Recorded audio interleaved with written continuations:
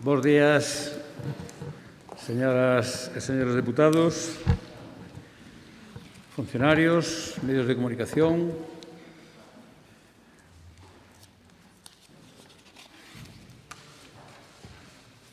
Persoas que nos siguen desde a sala, do salón de actos, e os que nos siguen por streaming. Bos días a todos e a todas. Imos dar comenzo a sesión ordinaria do Pleno da Diputación Provincial de Lugo correspondente ao mes de xuño de 2021. Empezamos o primeiro punto da orde do día, que a aprobación se procede da acta de sesión ordinaria celebrada o día 25 de maio de 2021. Non sei se hai unha cuestión á acta. Non hai. Entonces, sometemos a votación. Votos a favor.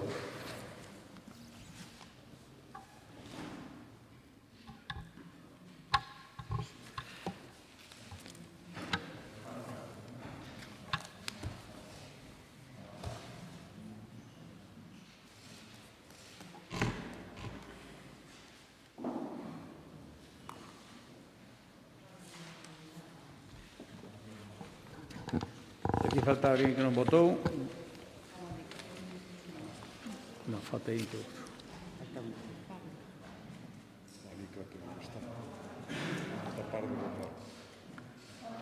A ver, quen non votou? Ahora sí. Bueno, votos emitidos 24, votos a favor 24, en contra non hai, abstencións tampouco, por tanto, queda aprobada a acta por unanimidade. Gracias. Pasamos ao seguinte punto da orde do día, que é a declaración institucional con motivo do Día do Orgullo LGTBI+. Esta declaración está asinada polos tres voceiros dos tres grupos, así que paso a darlle lectura, que dice o seguinte: Declaración institucional do Día do Orgullo LGTBI+. No ano 1981, o Consello de Europa declarou o dereito á autodeterminación sexual de homes e mulleres. Con todo, 40 anos despois, as enquisas e a realidade mostran que a discriminación e o discurso e os crimes de odio contra o colectivo LGTBI+, medran en todos os países da Unión Europea. Unha lacra social que representa unha seria ameaza ao respecto dos dereitos e das liberdades. A pesar dos avances alcanzados en materia de dereitos LGTBI+, impulsados pola loita incansável dos movementos sociais organizados, quedan aínda lagoas pendentes, especialmente no relativo á loita contra a discriminación por motivos de orientación sexual e identidade de xénero, así como no recoñecemento e protección das persoas LGTBI+, víctimas de delitos. A esta realidade únese a excepcional situación sobrevida coa crise sanitaria debido á pandemia do COVID-19. O colectivo de persoas lesbianas, gays, bisexuais, transexuais e intersexuais que xa non desfrutan de plena igualdade nas circunstancias que o resto das persoas que consideramos normais, víronse gravemente afectadas por esta pandemia. Por iso, é preciso garantir que todas as respostas á pandemia da coronavirus tamén tiñan en conta as repercusións da crise nas persoas LGTBI+. Así mesmo, a xeneralización das novas tecnoloxías xerou novas formas de acoso e discriminación amparados dende o anonimato. O discurso de odio dos novos movementos de extrema dereita, tanto en España como en Europa, está contribuindo, sen dúbida, a un incremento nos delitos de odio relacionados co sexo ou coa orientación de xénero. O último informe elaborado polo Ministerio do Interior, correspondente ao ano 2019, recolle un incremento do 8,6% nos delitos relacionados coa orientación sexual ou a identidade de xénero. Un incremento preocupante se pensamos no grande número de agresións deste tipo que aínda quedan sin denunciar polo estado de shock das vítimas ou a súa falta de confianza no sistema. Neste contexto, o papel dos gobernos locais ten demostrado, unha vez máis, que para ser eficientes e eficaces na loita contra a discriminación e no avance cara á igualdade plena, débese adoptar un enfoque baseado na proximidade. Actuar dende a proximidade para garantir os dereitos humanos de toda persoa no seu entorno vital cotián. As Diputacións provinciais e os concellos somos garantes da efectividade dunha estrategia clara de loita pola igualdade e na defensa da convivencia cidadá. E somos tamén, e temos que seguir sendo, axentes esenciais e insustituíbles da protección dos dereitos e liberdades de toda a ciudadanía e defensores da non discriminación con independencia de raza, sexo, religión, opinión ou calquera outra condición ou circunstancia persoal ou social, manifestando unha especial sensibilidade coas persoas migrantes. Este ano cúmprese o 16º aniversario da aprobación do matrimonio igualitario en España, un fito histórico que colocou o noso país na vanguarda da loita polos dereitos do colectivo LGTBI+. Dende a Diputación de Lugo queremos anovar o noso compromiso na defensa deses dereitos e o papel dos concellos como defensores dos mesmos, especialmente nunha provincia de carácter rural e elevada dispersión da poboación. Como sucede con todos os problemas sociais, a discriminación, a soidade, a falta de referentes ou o illamento pode ser máis grave ou máis difícil de detectar no rural. E poden resultar especialmente dolorosos en etapas como a adolescencia ou a vellez. Por iso, hai que seguir poñendo os concellos na primeira liña da defensa dos dereitos do colectivo LGTBI+, e poñer en valor o rural como espazo para a construción de sociedades diversas.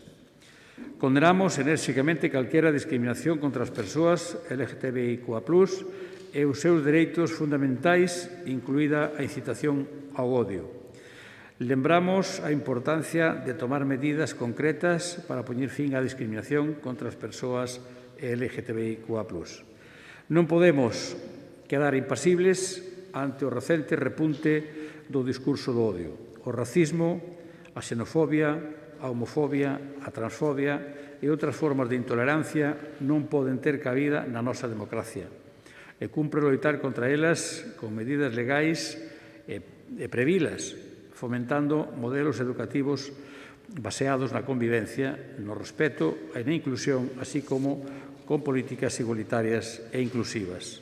En Lugo, o 29 de xuño de 2001, firmado polos tres voceiros Pilar García Porto, Efraín Castro Caloto, Jorge Javier Castiñeira. Moitas gracias aos grupos, señoras e señores diputados. Pasamos ao terceiro punto da orde do día, que é a aprobación se procede da revisión de tarifas do contrato de concesión da xestión da explotación do Centro de Recría da Diputación de Lugo, Galloso Castro. Dictamen da Comisión, por favor.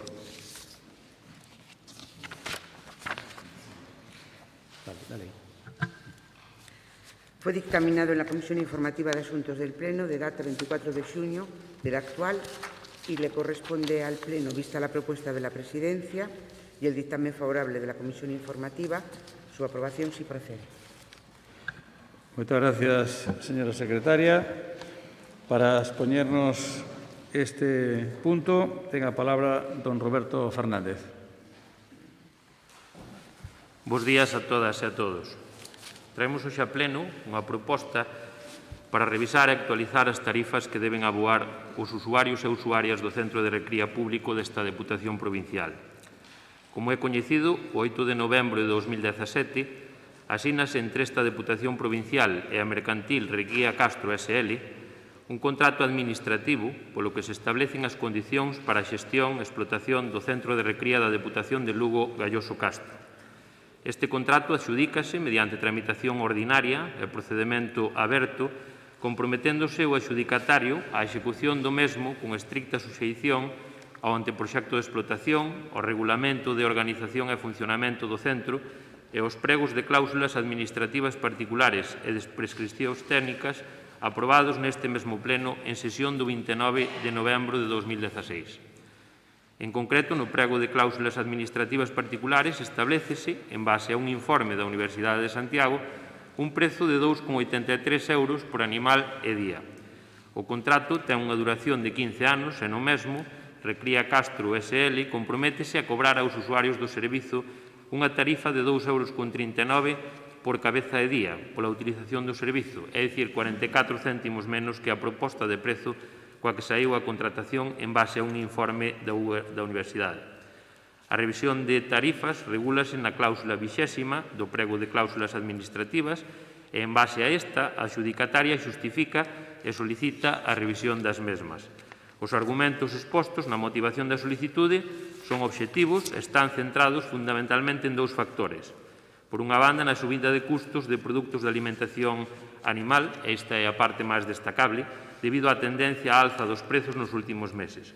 Hai que ter en conta que, segundo se acredita, os custos de alimentación aumentaron en máis dun 25% en moitos dos produtos consumidos polos animais e que a alimentación supón o 50% do gasto total da anualidade de 2020, unha cifra maior canto maior ocupación ten o centro. Neste momento hai máis de 2.000 novillas, que representa o 85% de capacidade do centro. Por outra banda, os custos de persoal, os salarios e a seguridade social vense incrementados polos cambios da normativa dende que se asinou o contrato na anualidade de 2017, afectados fundamentalmente pola subida do salario mínimo interprofesional. Tendo en conta que estes motivos están debidamente xustificados, entendemos necesario aprobar a actualización de tarifas proposta pasando de 2,39 euros a 2,55 euros por animal e día, é dicir, 16 céntimos máis por animal e por día. Esta proposta está xustificada técnicamente nos expedientes, é razoable, tendo en conta que supón un incremento dun 6,69%, cando, como antes apuntaba, os custos de alimentación subiron máis dun 25% en moitos dos produtos consumidos polos animais.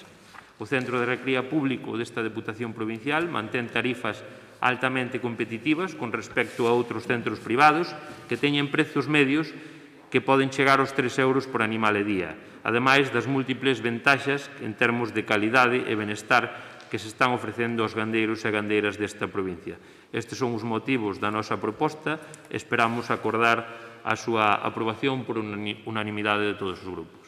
Moitas gracias. Gracias.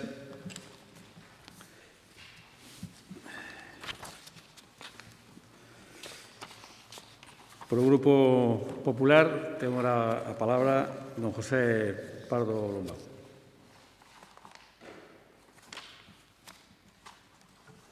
Sí, buenos días. Buenos días, señor diputado, señor presidente. Nosotros temos que empezar facendo uns antecedentes deste macroproxecto onde se invertiron aproximadamente máis de 12 millóns de euros e o cual a nosotros nunca nos pareceu demasiado acertado, posto que o que se intentaba aquí, o que se está conseguindo é facer un traballo que pode facer a empresa privada e que realmente, polo que estamos vendo, está máis ou menos ao nivel dos costes dunha empresa privada. Con unha gran inversión pública que realmente se puido haber dedicado a outras cousas que tan necesarias son nesta provincia. Podíanse enumerar un montón de cousas, non? Desde reparación de vías públicas, etcétera, etcétera. Axudas directas aos propios gandeiros, moitísimas cousas. Pero, bueno, un proxecto que levou máis de 10 anos poñelo en marcha, porque alá polo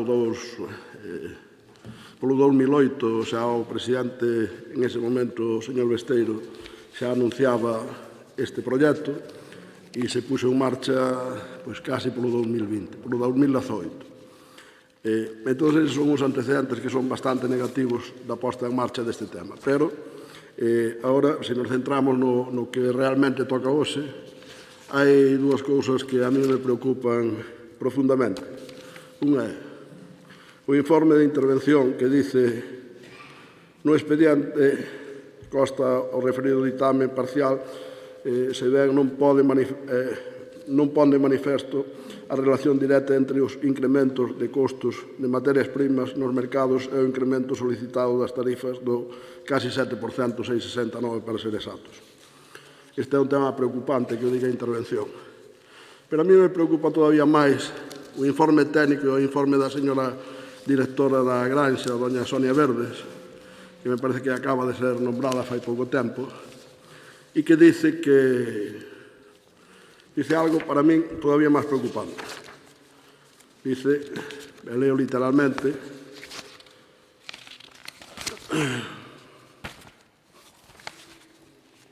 a ocupación do centro de recría é dun 74,85% ao respecto da capacidade, etc. Entón, evidentemente, nos teríamos que preguntar por que é do 74%? Pois posiblemente polos costes. Entón, se os costes son moi elevados, se se fixe unha inversión ingente por parte da Diputación, lógicamente será para favorecer esta situación hacia os gandeiros. Se facemos unha inversión tan ingente, e despois resulta que lles cobramos a precio prácticamente de empresa privada, pois realmente esa inversión foi perdida. Entonces, pero hai algo tamén moi importante neste momento, a situación global para os gandeiros. Unhas subidas brutales do precio da luz, que son fundamentales, unhas subidas brutales do gasoil, e, por suposto, as subidas das materias primas de pienso tamén están aí, pero é que a Granxa pode producir forrajes tamén, no cual aquí no informe se reconoce que tampouco se está facendo todo o que se debería. Entonces, señores diputados, señor presidente, eu creo que isto deberían de repensalo e deberíamos de darlle aos gandeiros, si creamos un centro de recría, que eu creo que seguramente non se debería haber creado, pero se o creamos e fixamos unha inversión tan grande, ahora deberíamos darlle aos gandeiros un trato do que lle debe dar unha empresa pública, porque ao fin e ao cabo non deixa de ser dunha administración, non deixa de ser esa gran inversión feita pola administración. Entón, quen gestione eso ten que facelo a un precio moi por debaixo do precio de mercado, porque senón realmente non ten sentido, non ten explicación que se hayan invertido máis de 12 millóns de euros nun centro de recría para que agora se lle poña ese precio máis ou menos parecido ou casi igual ao que ten un centro privado. E, ademais, nunha situación, como decía antes, moi difícil para os gandeiros neste momento e para o resto da sociedade, non? Pero neste caso estamos falando das ganaderías, onde se incrementa dunha maneira bestial o precio da enerxía eléctrica, que é fundamental para unha ganadería, e onde se incrementa dunha maneira bestial nos últimos tempos o combustible para a súa maquinaria, que é o gasoil, neste caso.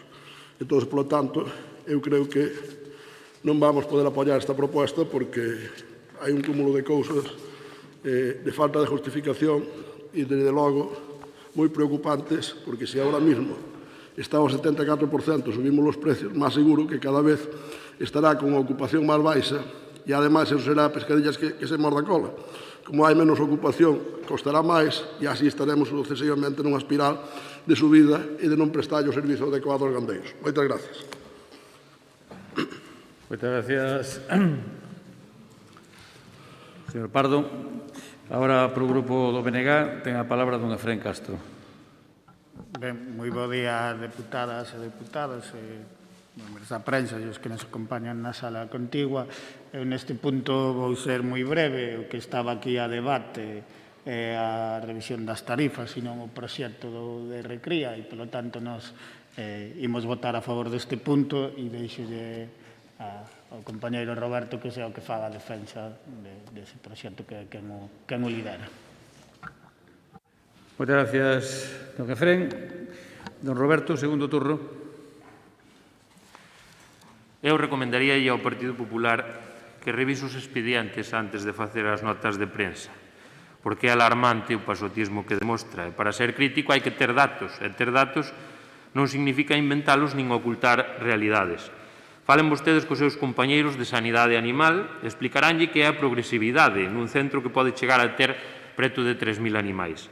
Lea vostede o anteproxecto de explotación e entenderá que porcentaxe de ocupación ten que ter en cada fase de funcionamento do centro de recría. A finalidade deste centro de recría, único en España, polo seu carácter público, tiña e ten como finalidade responder a unha demanda de moitos gandeiros desta provincia que enviaban os seus animais a centros de recría a máis de 700 kilómetros. Centros nos que non tiñan coñecemento de como se desenvolvía a recría dos seus animais, a menos que se desprazaran ata alí e nos que, ademais de facer fronte aos pagos de atención animal, debían pagar o transporte, sendo moi custosa desta forma a recría. Co centro de recría Galloso Castro, os gandeiros desta provincia poden facer uso dunhas instalacións preto das súas explotacións, con posibilidade de levar un control directo sobre as distintas fases do proceso de recría, con transporte incluído para retirar e entregar de novo os animais e coa seguridade que marcan os protocolos de actuación nun centro que vela polo coidado, o benestar animal e a seguridade sanitaria. Os números falan por sí solos. Os prezos dos centros privados rondan os 2,76 € por animal e día, o que hai que sumar o transporte dos mesmos, é dicir, acercámonos aos 3 € por animal e día, incluindo os servizos que se prestan en Galloso Castro.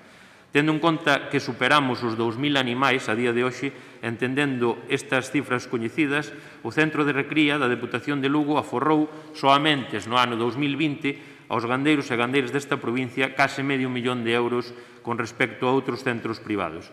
Esta é a nosa finalidade, que un investimento público preste un servizo necesario para o sector primario da provincia, que cubra unha necesidade dos nosos gandeiros e que o faga reducindolles custos para que as explotacións sexan máis eficientes e competitivas. Os propios gandeiros desta provincia que teñen os seus animais en Castro entenden a necesidade de actualizar unhas tarifas que, mantendo a diferencia cos centros privados, sigan apoiando directamente un sector clave na economía da provincia de Lugo. Esta é a nosa proposta, facer viable continuar aportando servicios aos nosos gandeiros. Se queren, falamos do apoio e do compromiso que dá a Deputación de Lugo aos gandeiros e ao sector primario e o apoio que lles ofrece a Xunta de Galicia. Dígame vostede un servizo da Xunta de Galicia que ofreza aos gandeiros ou ao sector primario en xeral un aforro de custes da mesma envergadura que ofrece a Deputación co Centro de Recría Galloso de Castro. A nivel orzamentario, 2,3 millóns de euros da Deputación fronte a 150.000 euros da Xunta para a provincia de Lugo. Creo que non fai falta dicir moito máis do que fai a Deputación e do que fai a Xunta de Galicia polos gandeiros e gandeiras desta provincia. Gracias. Queda un turno de peche. Segundo turno por señor Pardo.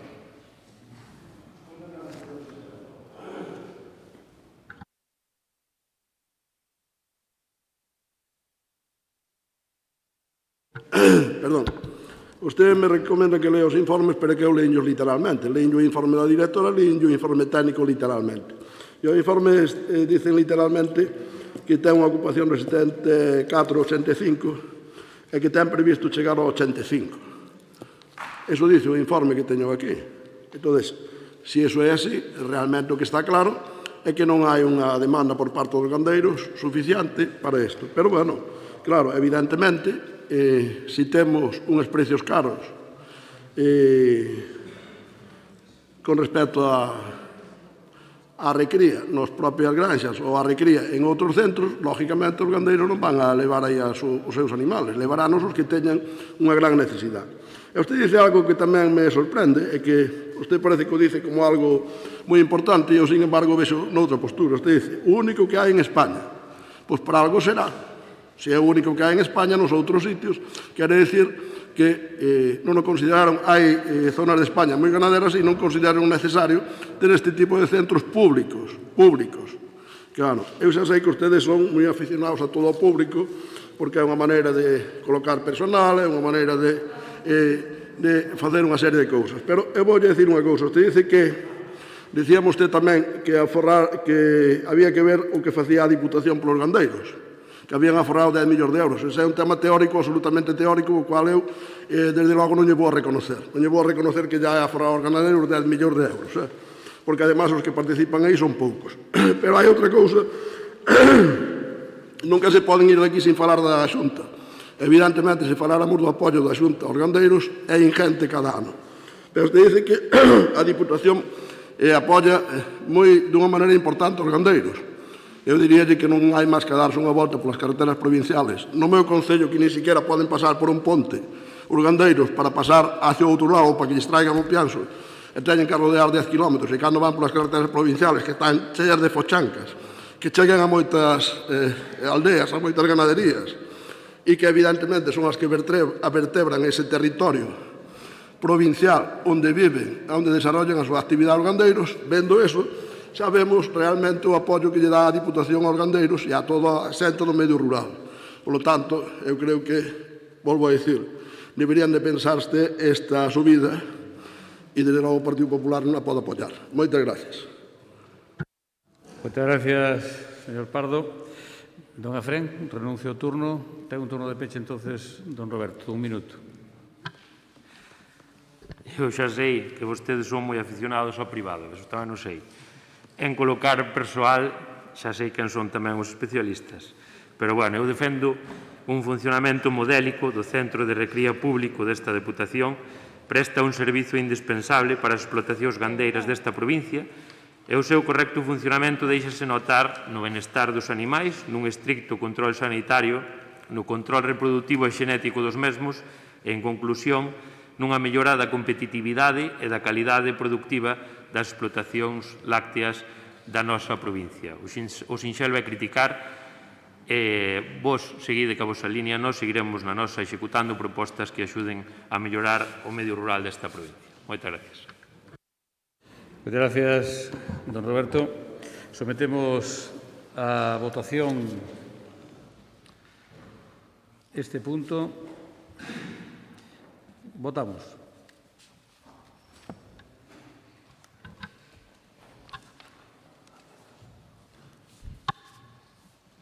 Vota. Sí.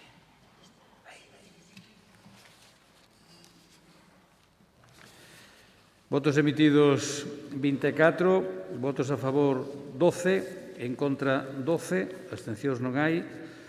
Por lo tanto, temos que repetir a votación. Volvemos a votar. Votamos.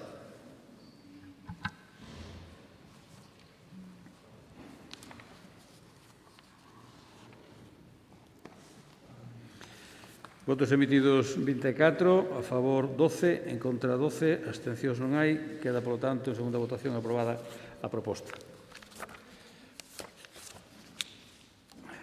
Pasamos ao seguinte punto da orde do día, que é o punto número 4, proposta relativa á solicitude do Concello de Lugo de cesión da titularidade da denominada a Fonte das Lavandeiras. Dictamen da Comisión, por favor. Fue dictaminado en la Comisión Informativa de Asuntos del Pleno correspondiente al día 24 de junio y vista la propuesta de la Presidencia, la Comisión Informativa la dictamina favorablemente para proponer al Pleno su aprobación si procede. Gracias, señora secretaria. Non sei se hai debate ou non hai debate neste turno. Moi ben, pois entonces, se non hai debate, sometemos a votación. Vamos a ver.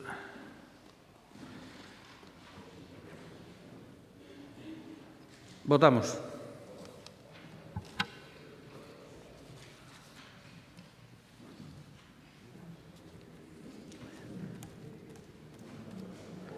Votos emitidos 24, votos a favor 24, en contra non hai, abstencións tampouco, por lo tanto queda aprobado por unanimidade dos presentes.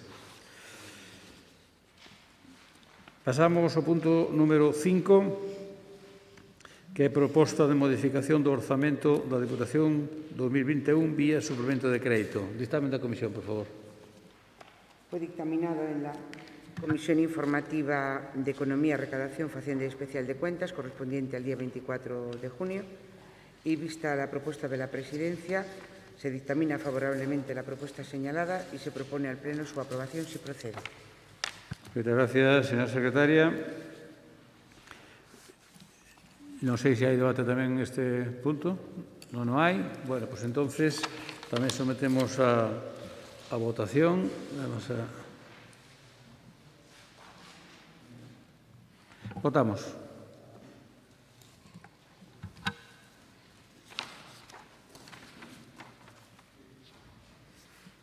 Votos emitidos 24, a favor 24, queda, por tanto, aprobado por unanimidade dos presentes.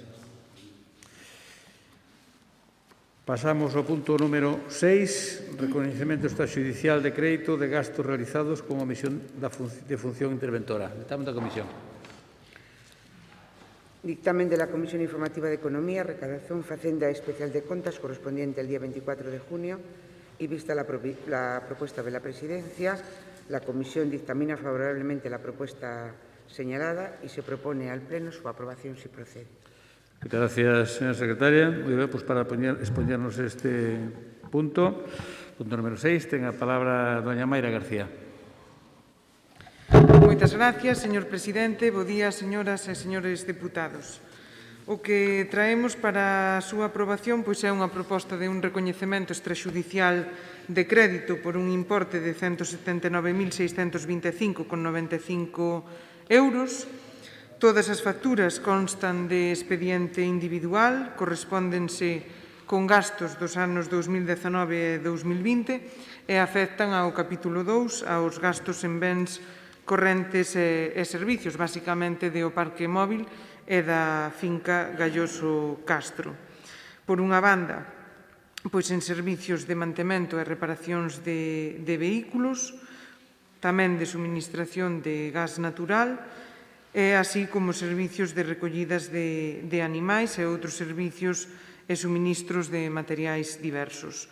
Son gastos periódicos e repetitivos, representan o 0,20% do total das obrigacións recoñecidas netas do ano 2020, están contabilizadas na conta 413, teñen consignación orzamentaria no ano de orixen e tamén no actual exercicio orzamentario, tenen os informes do Servicio de Contratación e Fomento, de Intervención, así como, ademais, a documentación obrante no expediente. Polo tanto, o que traemos é a aprobación deste expediente de recoñecemento extrajudicial de crédito para, desta forma, facer o pago de estas facturas de gastos efectivamente realizados. Nada máis e moitas gracias. Moitas gracias, doña Mayra.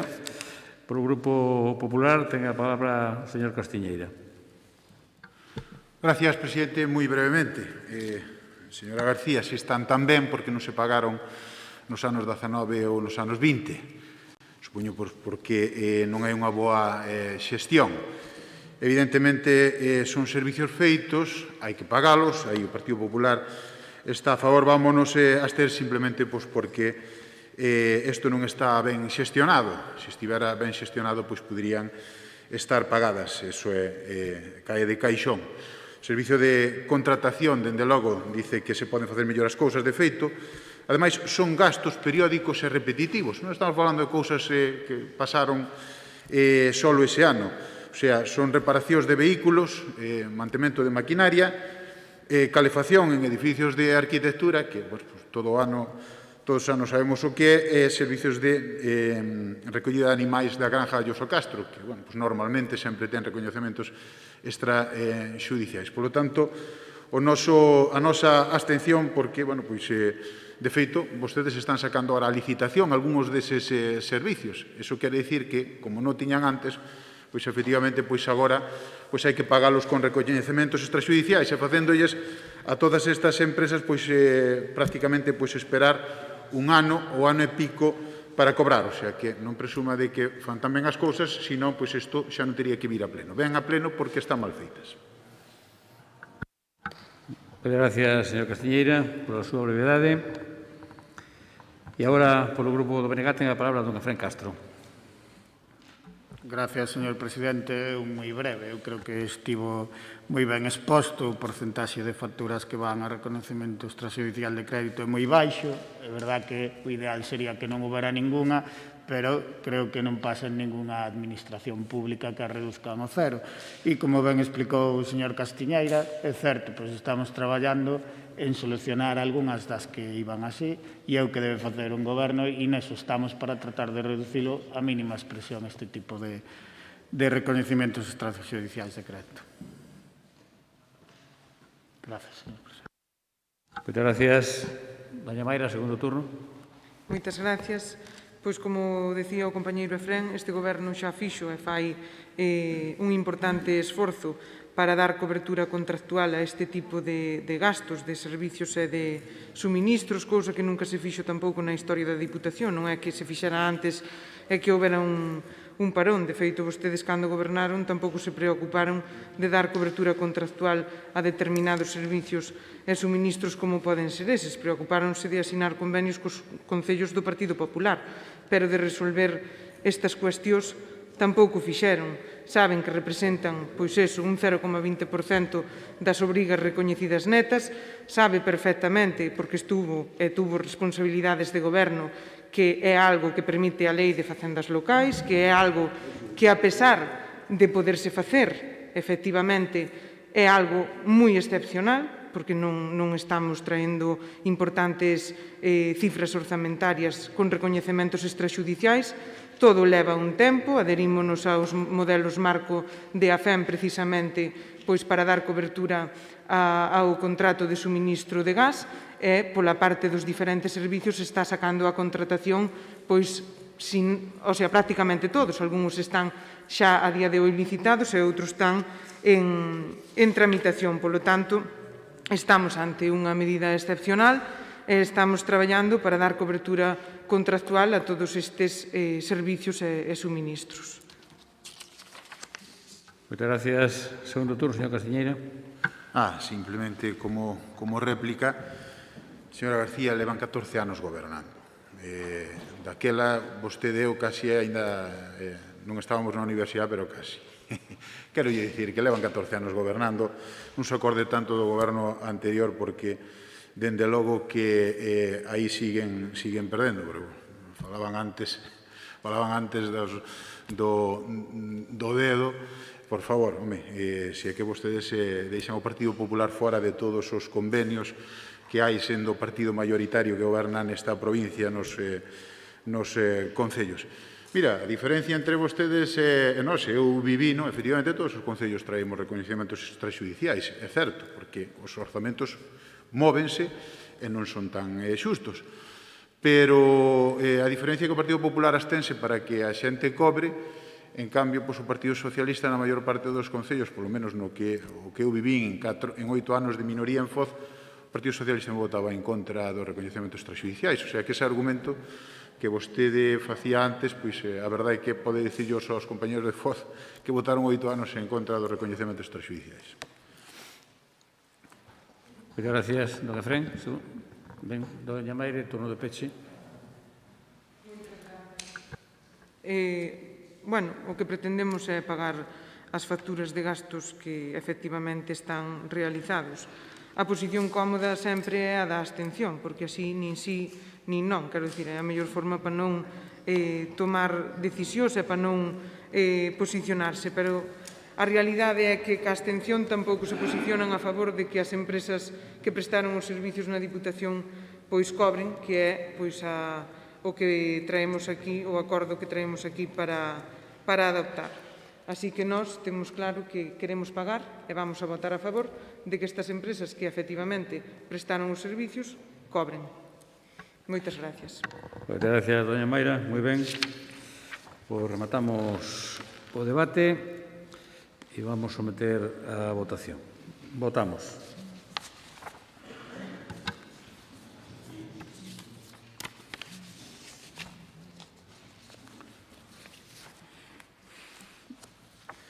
Votos emitidos 24, a favor 12, en contra non hai, abstencións 12, queda, por tanto, aprobada esta proposta.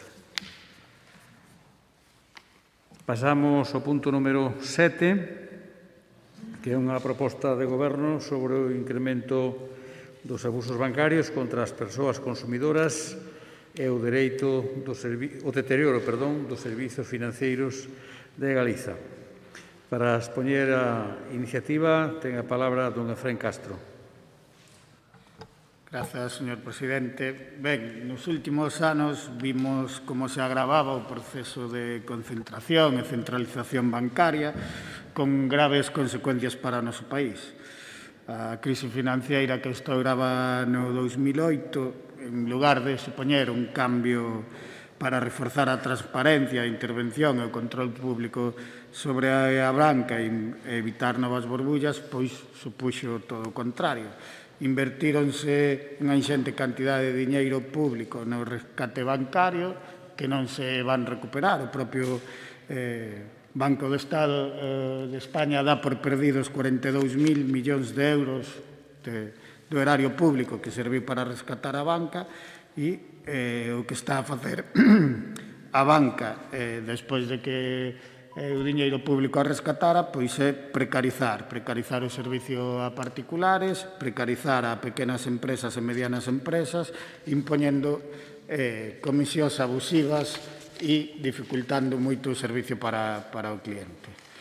Este proceso de privatización, ademais, en Galicia sufrimos tamén un proceso de privatización e bancarización das antiguas caixas de aforros, é unha progresiva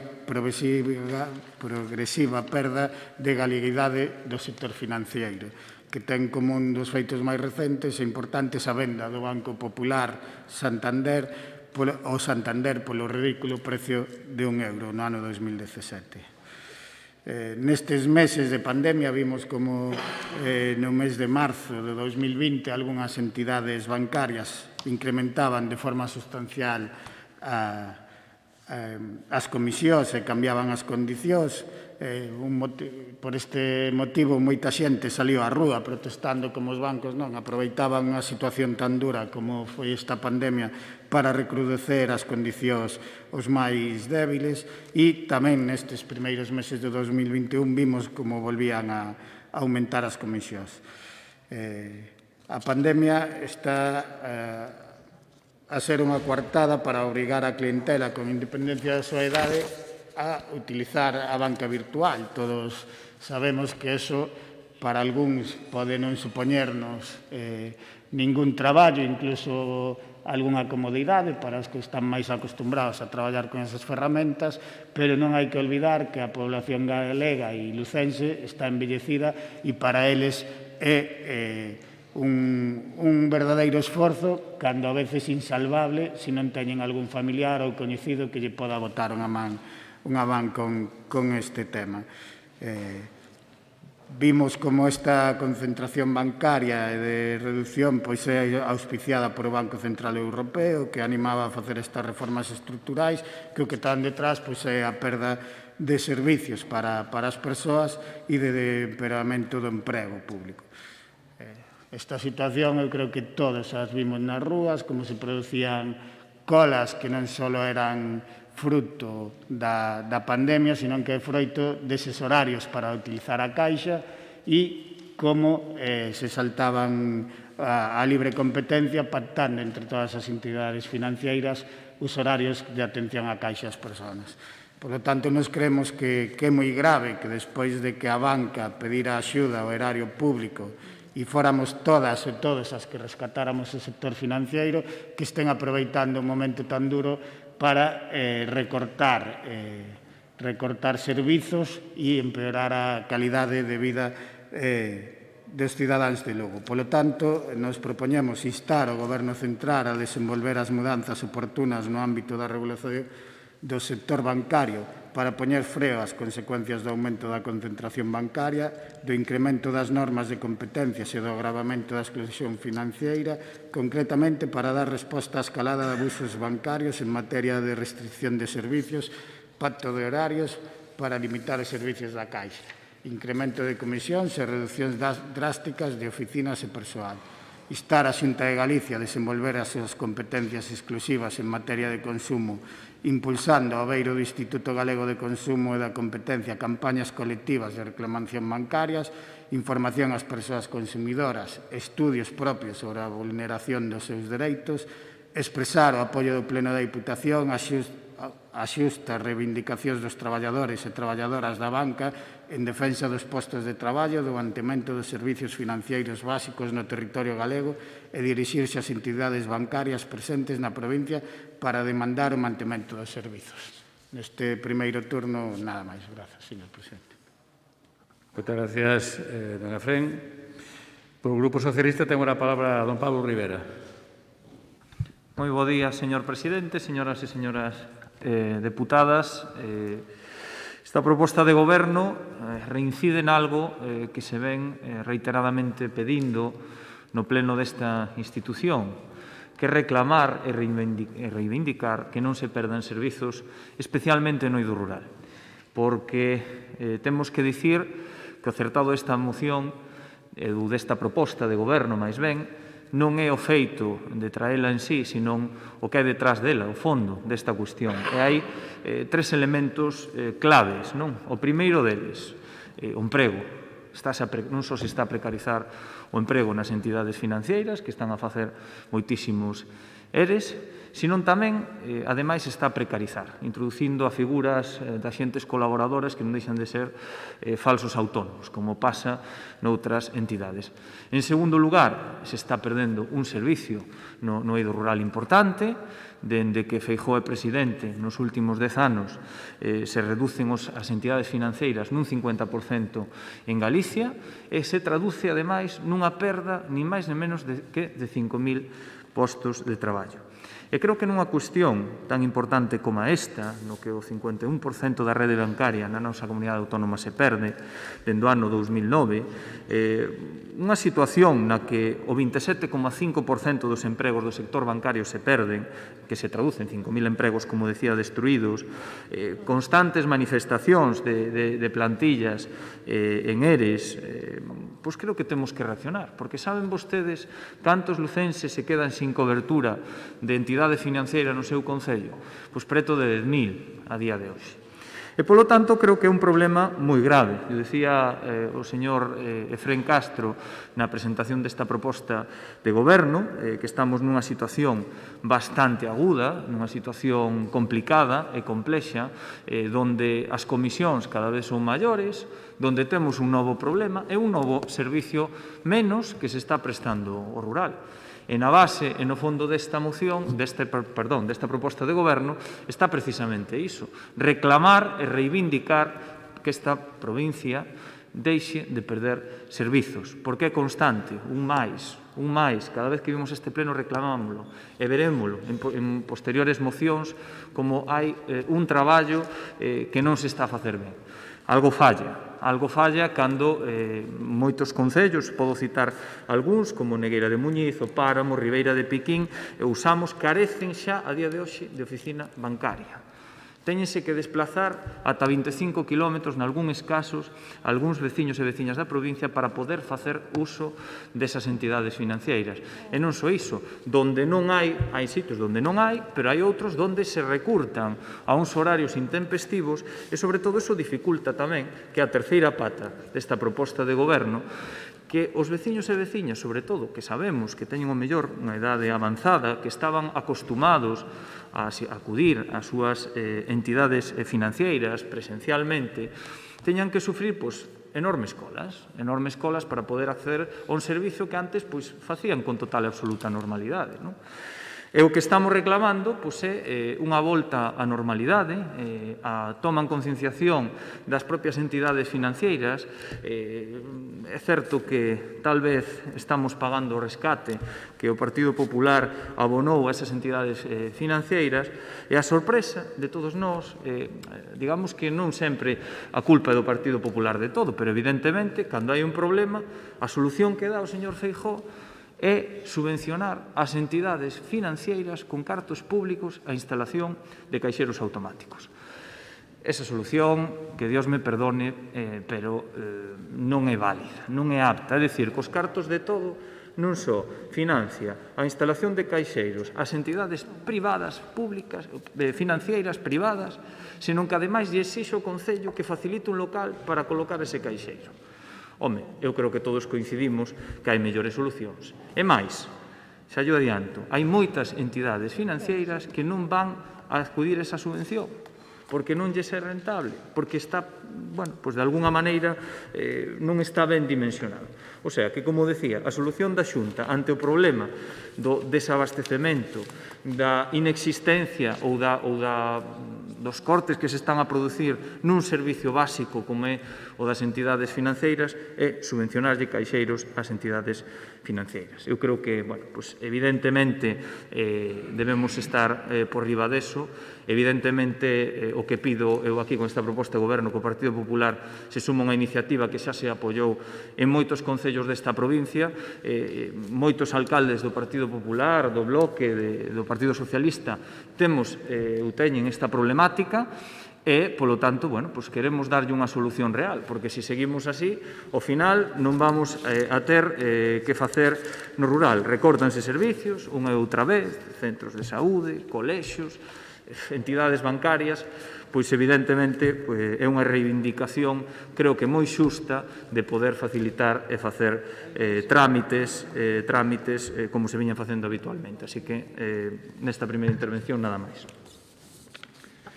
Moitas gracias, don Pablo. Ben, agora polo Grupo Popular ten a palabra don José Antonio García. Gracias, señor presidente. Bos días a todos. Bueno, señor Rivera, decía vostede que Dios lle perdonara por non sei que dixo. Eu tamén agardo que Dios lle perdone, porque é difícil facer un exercicio de cinismo máis grande que o que acaba de facer vostede. Resulta que o problema da concentración bancaria e da crise financiera mundial do ano 2008 é culpa de Feijóo. Resulta que os regularizadores e supervisores con todas as competencias no mercado financeiro no noso país non é nin a Unión Europea, nin o Banco de España, nin o Ministerio de Economía, é o señor Feijóo. Resulta que os que non se preocupan por o rural non é os que incumplen o acordo plenario do Senado do outubro do 20, que se acordou, entre outras cousas, chegar a un plan de implantación de entidades financeiras no ámbito rural e potenciar a implantación financeira nos ámbitos rurales. Non, a culpa é do señor Feijóo. Vostede do Partido Socialista non sei se sabe que quen ten as competencias é o Ministerio e o Banco de España. Vostedes fan unha oda á hipocresía nesta proposta, porque veñen a decir, e así o recoñecen, que, e así se titula a proposta, incremento dos abusos bancarios contra as persoas consumidoras a partir do ano 20 da situación pandémica. Pero quen goberna en España? O señor Feijóo. Vostedes saben que vostedes teñen as competencias exclusivas en materia financiera de regulación financiera deste país. Vostedes saben que hai un goberno socialista en Madrid. Vostedes saben que o 25% das entidades financeiras pecharon nos últimos anos en toda Europa. Vostedes están instalados no señor Rajoy, no señor Feijóo, e aí se acaba a súa. É indigno tratar estes problemas tan importantes nunha provincia rural como a nosa, dunha forma tan de brocha gorda. De brocha gorda, porque non propoñen nada. Encima fan incidencia precisamente na única administración que está tomando cartas no asunto. Por certo, as que pode, que son bastante limitadas. O Instituto Galego de Consumo e Competencia, a Xunta de Galicia, teñen en toda esta materia unha situación, dende logo, dunha competencia en algunha cousa compartida de xestión básica, pero desde logo en ningunha exclusiva de materia financiera. Vostedes son socialistas, señor Rivera, ou eran. Teñen que saber que gobernan vostedes desde o ano 18, que non fixeron nada. Veñen falando unha vez máis da precariedade laboral. Vostedes que habían prometido nada máis chegar ca moción de censura que iban a reformar a legislación laboral deste país. E agora andanlle prometendo unha cousa a Europa, outra aos seus socios de Podemos e outra nos telediarios os viernes. É a culpa da situación laboral do señor Feijóo. En que país viven ou tratannos de tontos? Mire, voulle decir o que podemos facer desde aquí. E vamos de apoiar esta moción. Ainda que é cínica, é totalmente fora de lugar. Son vostedes os que recoñecen que estamos peor, que se incrementaron os abusos financeiros, cando son vostedes os responsables, o Partido Socialista, o que goberna en España, señor Rivera. Mire, bótelle a culpa ao señor Feijóo, a Xunta de Galicia, de poñer riba da mesa para unha competencia que non é da Xunta de Galicia, de poñer 3 millóns de euros a través da FEGAN, a que xa van adheridas 34 concellos de Galicia, que para que neses concellos, nos máis pequenos, exista ao menos un caixeiro automático. E ven vostede que financia Feijóo as entidades financeiras, cando é a única administración que está defendendo o rural en Galicia. Pero pensa de verdad que o goberno de España non ten competencias en Lugo? Pensa que só goberna en Madrid? Ou onde pensa que estamos? 50.000 galegos deses 34 concellos, dos máis pequenos de Galicia, onde quixeron os seus alcaldes con autonomía local, que non quere non se adire. Están nese proceso que fai que no concello, na casa do concello, dese pobo exista un caixeiro automático, que, por suposto, sí que subvenciona a Xunta de Galicia. Pero non para subvencionar a ningún banco, que, por certo, dalles igual aos bancos, senón para que a xente teña, alo menos, un caixeiro automático no seu pequeno concello. Por lo tanto, deixen de dar explicacións a todo o mundo do que ten que facer o señor Feijóo. Se o señor Feijóo preséntase cada 4 anos a examen dos galegos e xa lles dicen os galegos se fai ben ou mal. Vamos a ver que teñen que facer os que realmente teñen. Hai un acordo plenario do Senado de setembro do 20 con todas as medidas que ten que implantar o Goberno de España e o Banco Central de España e o Banco Central Europeo, que son os que teñen, por certo, as competencias de regulación e supervisión. Ven aquí a decir que pechan os bancos en Galicia cando desapareceron a cuarta parte das entidades bancarias do mundo. E vostede pensa que é a culpa do señor Feijóo. Que pasou no ano 2008, cando houve a crise financeira? Que pasou? Díganos vostedes cal é a súa aportación a superar a crise financeira. E, sin embargo, recoñecen que, prese a esa crise financeira mundial, ahora, cando realmente están abusando os bancos, é aproveitando a situación da pandemia. Oiga, pois gobernan vostedes. Gobernan vostedes. Apoyen esas medidas. Canto incrementou o Instituto de Consumo e Competencia da Xunta de Galicia o seu asesoramento e os seus expedientes de apoio a veciños con problemas financeiros? Un 30% no último ano. Non ataquen sempre, obsesivamente, o único que pon solucións para o noso rural e para a nosa provincia encima da mesa. Rematou? Sí. Que tal, señor García? Bueno, pois, segundo turno. Don Efrén.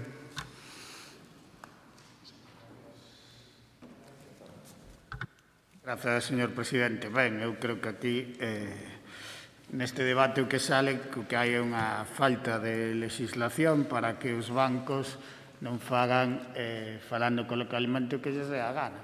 E aquí este pim-pam-pum entre PSOE e PP, pois eu creo que todos teñen parte de culpa no que está a pasar. Por exemplo, o Partido Popular fixo o rescate bancario con esa inxente cantidad de diñeiro, nada máis e nada menos que 65.000 millóns de euros, dos que só vamos recuperar como moito 15.000, sin poñer ningunha condición aos bancos.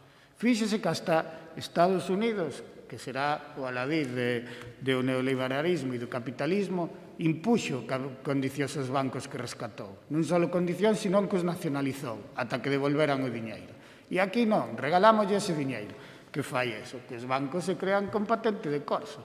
Con tanta patente de corso para anunciar eles con contas de resultados, como a da banca no último ano, que foron 137 millóns, con 137,4 millóns de beneficios, un 8,2 máis que no exercicio anterior, o Santander, que anunciou 1.608 millóns de beneficios, 5 veces máis que o ano anterior, ou 1.210 millóns do BBVA.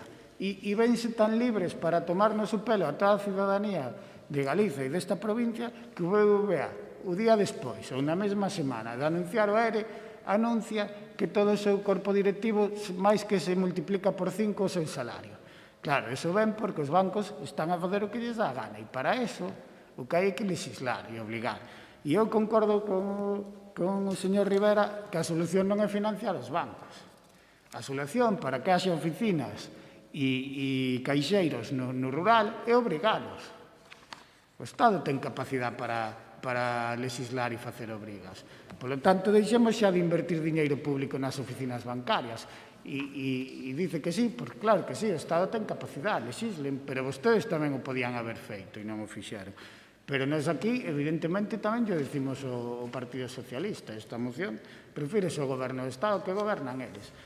En todo caso, eu que creo que o que está a demandar a xente, e creo que todos somos conscientes e vémolo na rúa, é que empeza a ser insoportable os abusos dos bancos, tanto para os usuarios como para os traballadores. Aquelo que cando era eu neno, traballar en Caixa Galicia, pero en calquer banco era non casi o culmen de o que podía aspirar un laboralmente, con unhas condicións moi boas e como deberían ser, pois hoxe convertiuse en que é unha profesión na que cada vez están máis precarizados na situación e cada vez con un futuro máis incerto. Por lo tanto, nos creemos que hai que reaccionar, exixirlle aos bancos aquele esforzo que fixemos entre todas e todas, que non lo devolvan á sociedade, e para eso, como non teñen boa vontade, pois hai que legislar. Moitas gracias, don Efrén. Segundo turno, don Pablo. Ben, mire, 9 de xuño de 2012, 100.000 millóns de euros por rescate bancario. Tamén gobernaba Pedro Sánchez no 2012, señor García. Tamén gobernaba o señor Sánchez no 2012. Era Mariano Rajoy Brei, que era galego. Rescate bancario. Dio o Banco de España, recentemente, que desos 100.000 millóns de euros, 42.000 se dan por perdidos. 42.000 millóns de euros. Non me extraña que os bancos con vostedes aplaudan cas orellas. E a privatización das caixas tamén estaba Pedro Sánchez. Tamén estaba Pedro Sánchez, verdade? Cando se privatizaron as caixas. Debía andar por aí tamén. Ou andaba na universidade, como decía o señor Castiñeira. Por favor, un pouquiño de rigor. Non me extraña que aplaudan cas orellas os bancos con este sistema que vostedes utilizan. E non me diga que, oiga, nunca teñen competencia. Ora o goberno do Estado tamén ten competencias na provincia de Lugo. Madre del amor hermoso, señor García. Se a súa táctica é de sempre. Primeiro desvía a atención, despois diga a culpa de Pedro Sánchez ou dos gobernos socialistas, pero omite unha parte importante da historia. A historia hai que contala con mayúsculas, hai que contar todos os pormenores, hasta os seus acertos. Pero nesto non deben ter ningún. Non deben ter ni un só acerto. Porque se a solución que dá a Xunta de Galicia, o problema de peche das entidades financeiras, o recurte de horarios, os seres, é subvencionar con cartos públicos, caixeiros, donde os concellos teñen que poñer o local, volvo a decir que Dios me perdone, pero vaya solución que ten a Xunta. Ese é o problema real, que están pechando entidades financeiras, que os veciños e veciñas das provincias teñen un servicio menos, un servicio que, sin ser de todo público, é un servicio menos, que teñen que facer longas colas de espera, que cada vez teñen que, pola contra, pagar comisións máis elevadas, e a triste realidade é esta. E a culpa seguirá sendo nosa, como sempre. Vostedes son especialistas en crear o monstro, e despois que llo solucionen os outros en 6 meses. Eso non pode ser así. Sabe que o sistema financiero é complexo. É que adoptar medidas progresivas. O que non poden facer é que desmantelemos o que vostedes alimentaron en 3 días, porque iso é imposible. Aquí e en calquer outro sitio do mundo. Porque todo leva un tempo. Entón, o que non lle podo comprar, perdóneme que yo diga, son eses constantes desvíos de atención que vostede produce, porque fíxese o que fixo vostede, pasou de Pedro Sánchez ao 2008, e por o medio, nada. La nada, cero. Iso non vale, señor García. Digo todo. Cando hai que falar, digo todo. E hai concellos que se quedan sin el, como poden ser, xa o dixen, Negueira de Muñiz, Páramo, Ribeira de Piquín, Samos, xa sei que por Samos non lle gusta pasar moito, pero quédase sin oficina bancaria. Entón, ese é un problema e hai que solucionarlo. Muchas gracias, don Pablo. Señor García, segundo turno. Miren, eu creo que non leen nin o que escriben. Usted, señor Rivera, volve ao ano 2012 para decir que gobernaba Rajoy, vale, pero que nesta proposta que fan vostedes, que é a que estamos debatindo, dicen nestes meses, a partir do mes de marzo de 2020, algunhas entidades bancarias incrementaban de forma sustancial as súas comisións e cambiaban as condicións. Nos primeiros meses do 21 incrementaron as comisións, pecharon oficinas definitivamente diante das sucursais.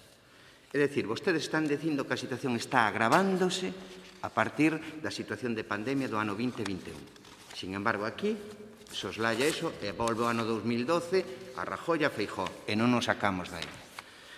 O señor Castro dice unha cousa diametralmente distinta ao que dice vostede. Eu creín entender que dixo que non estaba de acordo con que a Xunta de Galicia subvencione a instalación de caixeiros automáticos no rural galego para que os concellos máis pequenos non se queden sin ningún tipo de instrumento financeiro, como é un caixeiro automático, e o que lle parece que debería ser a solución é que, en vez de que a Xunta intervira, que fora o Goberno de España o que cambiara a legislación, o Parlamento, que lle corresponda, é unha competencia estatal.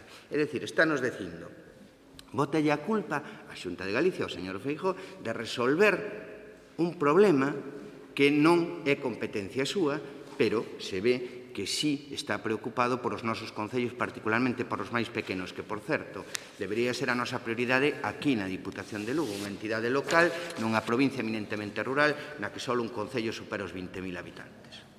Por lo tanto, en que estamos, señores? En que estamos? En que estamos? Estamos en que vostedes non asumen as competencias e o dano, e insisto, o dano que está facendo o Goberno de España a todo Galicia e a provincias pequenas e rurais como a Lugo. E veñen aquí poñendo que a situación agrávase estrepitosamente, está escrito, non o estou dicindo eu, no ano 2021 a situación de abuso de entidades financeiras e retrotraen o ano 2012, cando levan vostedes 3 anos no goberno sin tomar ningunha medida. É verdad que o eslogan sempre é que vostedes son os que defenden os pobres contra os ricos. Eso sí, por súa luz máis que nunca. Eso sí, impostos de ricos nadie viu ningún. Eso sí, os bancos incrementan os seus abusos como vostedes recoñecen agora máis que nunca. Fágano ver. Fágano ver. Porque a situación financeira, que é complicada, e por certo xa para rematar, falan tamén de que foi un auténtico desastre o rescate bancario. Bueno, non sei cal é a súa proposta ante a situación. Quizá que se confiscaran os aforros e perderan os aforros todas as familias deste país e cairá o sistema financeiro, porque outra non se lle sabe, señor Rivera. Outra non se lle conoce. Señor García, moitas gracias. Moi ben, pois para pechar o debate deste punto ten a palabra don Efrén, un minuto.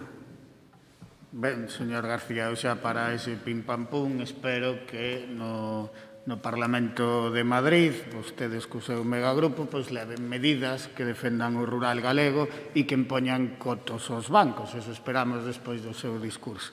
Pero ben, eu, como decía, esta moción eu creo que resume o sentir mayoritario dos e das lucenses, que despois dese gran esforzo que foi o rescate bancario, porque decía que esperaban, xa nos confiscaron o aforro dos cidadanía, ou de onde pensa que saiu ese diñeiro? Pois é dos impostos de todas e todas nós, xa non lo confiscaron.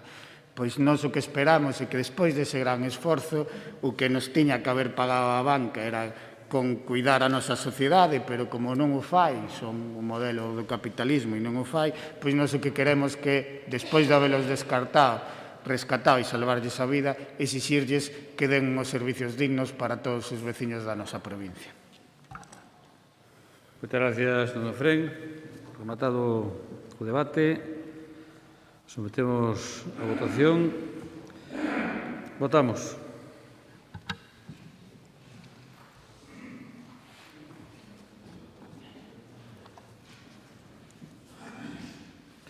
Votos emitidos 24, votos a favor 24, queda, por tanto, aprobada por unanimidade dos presentes esta proposta.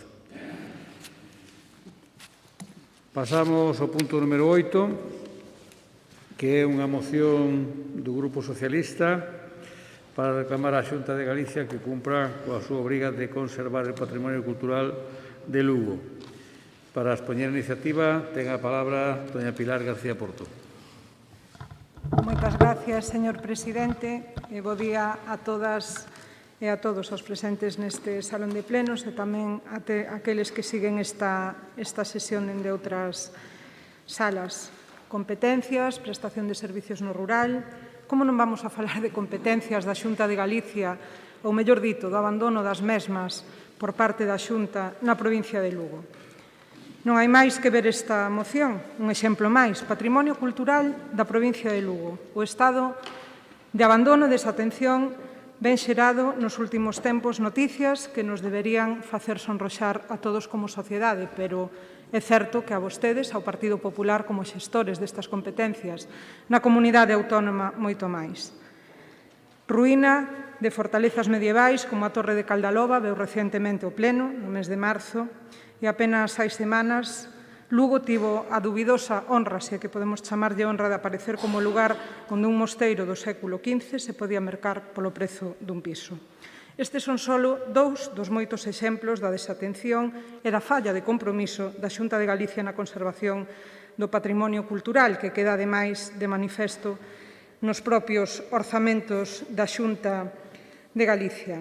Nós, como socialistas lucenses, consideramos que é prioritaria a conservación e a posta en valor do noso patrimonio cultural, por ser un dos nosos sinais de identidade, pero tamén por ser unha aposta de futuro. O patrimonio é cultura, o patrimonio é herdanza, pero temos que preservalo de cara ao futuro, porque, ben xestionado, o patrimonio é tamén unha fonte de riqueza que xera turismo de calidade e pode converterse nunha ferramenta útil para fixar poboación no rural. Nós temos claro que a Xunta de Galicia evidencia a súa falla de compromiso e non hai máis que ver o que aparece na súa web, no que se refiere ás listas diferentes dos bens calificados como BIC. Un en formato de documento de texto, fácil de consultar, pero completamente desactualizado, xa que é do ano 2012, e outro nun formato diferente, en ODS, actualizado, pero farragoso, sin ubicación por concello e provincia. É dicir, que a Xunta de Galicia non sabe, ou mellor dito, non quere amosar con transparencia e claridade o que ten. Pero para analizar o interés e o compromiso da Xunta de Galicia, que é quen asume e ten que asumir ademais as competencias porque ten os fondos para a recuperación do patrimonio galego, debemos de falar en dous termos, por un lado de cifras, é dicir, de cantidades, e por outro lado sobre a política errática sobre os BICs. Se falamos de patrimonio e falamos en cifras, non podemos obviar falar do Xacobeo, donde se aprecia tamén a falla de transparencia na propia presentación do orzamento. O conselleiro de Cultura non dá a cifra concreta sobre o Xacobeo, fala de novas partidas en coordinación coa vicepresidencia primeira. O conselleiro non ten claro a que vai destiñar o Xacobeo ou quería contribuir a facer propaganda nese momento do señor Rueda. Menos falar de cifras concretas e inversións, calquera cousa lle valía.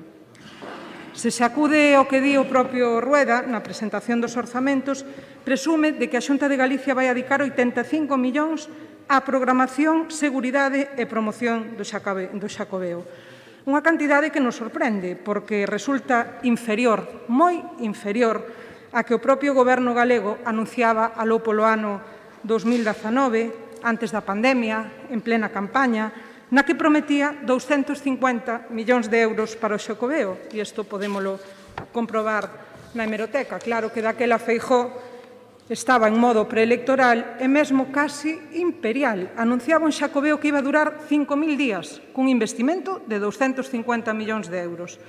Hoxe, desgraciadamente, todo aquelo esfumouse. Os 250 millóns prometidos pasaron a ser 85 en boca de Rueda, veremos no que rematan.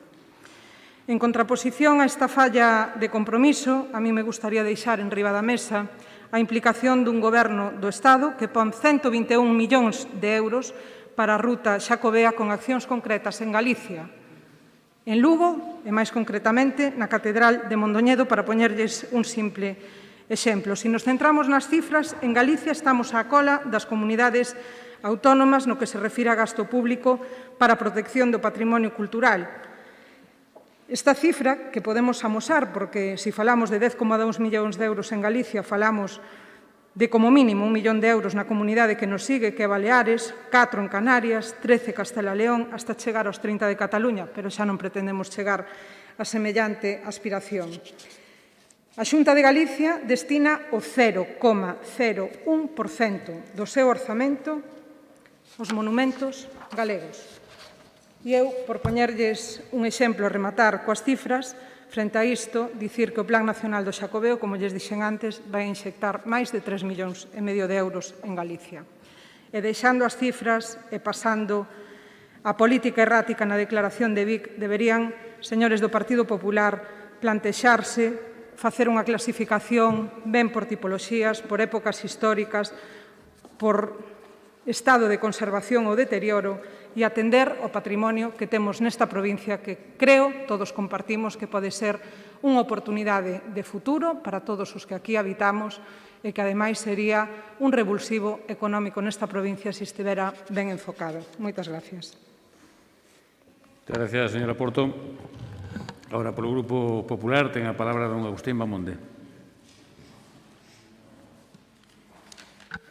Moitas grazas, señor presidente. Moi bo día a todas e a todos.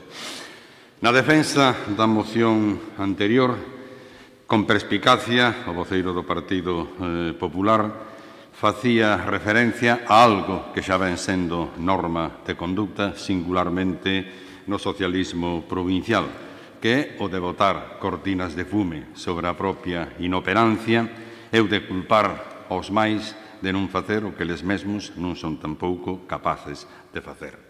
Miren, hai unha cousa na que coincidimos coa moción que vostedes presentan, que é, efectivamente, o rubor social que pode producir ou produce a falta de conservación do patrimonio.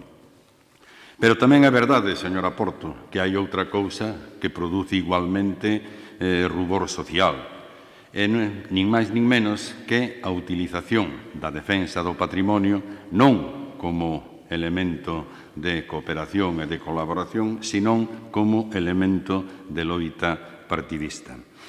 Está ben que vostedes pidan a implicación da Xunta de Galicia na defensa do patrimonio cultural de Galicia e da provincia de Lugo, pero mellor estaría, digo eu, que, en lugar de facer un discurso parcial, sectario e de acusación política, fixeran vostedes un discurso positivo e de colaboración. E moito mellor aínda estaría se foran capaces de acompañar as palabras con feitos. Pero claro, como iso non ocorre e vostedes están moi lonxe de poder dar leccións de conservación do patrimonio, pois para iso traen esta moción como cortina de fume para tapar a súa propia ineficacia. Recorda, señora Porto, porque vostede mesma a defendeu, que no pleno de febreiro deste mesmo ano o Partido Popular presentou unha iniciativa pedindo tamén á Diputación implicación na defensa do patrimonio cultural provincial. Vostedes, en aquel momento, escandalizáronse da iniciativa do Partido Popular e rexeitárona, pero rexeitárona pura e simplemente en base á descalificación, acudindo incluso aos conceptos de demagoxia e de populismo, pero, eso sí, sin dar nin un só argumento en defensa da súa actuación en relación co patrimonio, sin dar un só dato, sin dar unha só cifra, sin defender absolutamente nada do que vostedes estaban a facer co patrimonio. Eu creo que lles quedou mala conciencia de aquela circunstancia e por eso tratan agora de desviar a atención, pois facendo o que lles gusta facer, culpar a Xunta de Galicia da súa propia ineficacia. Aquelo do capitán Araña, embarquémonos todos e marchense ustedes.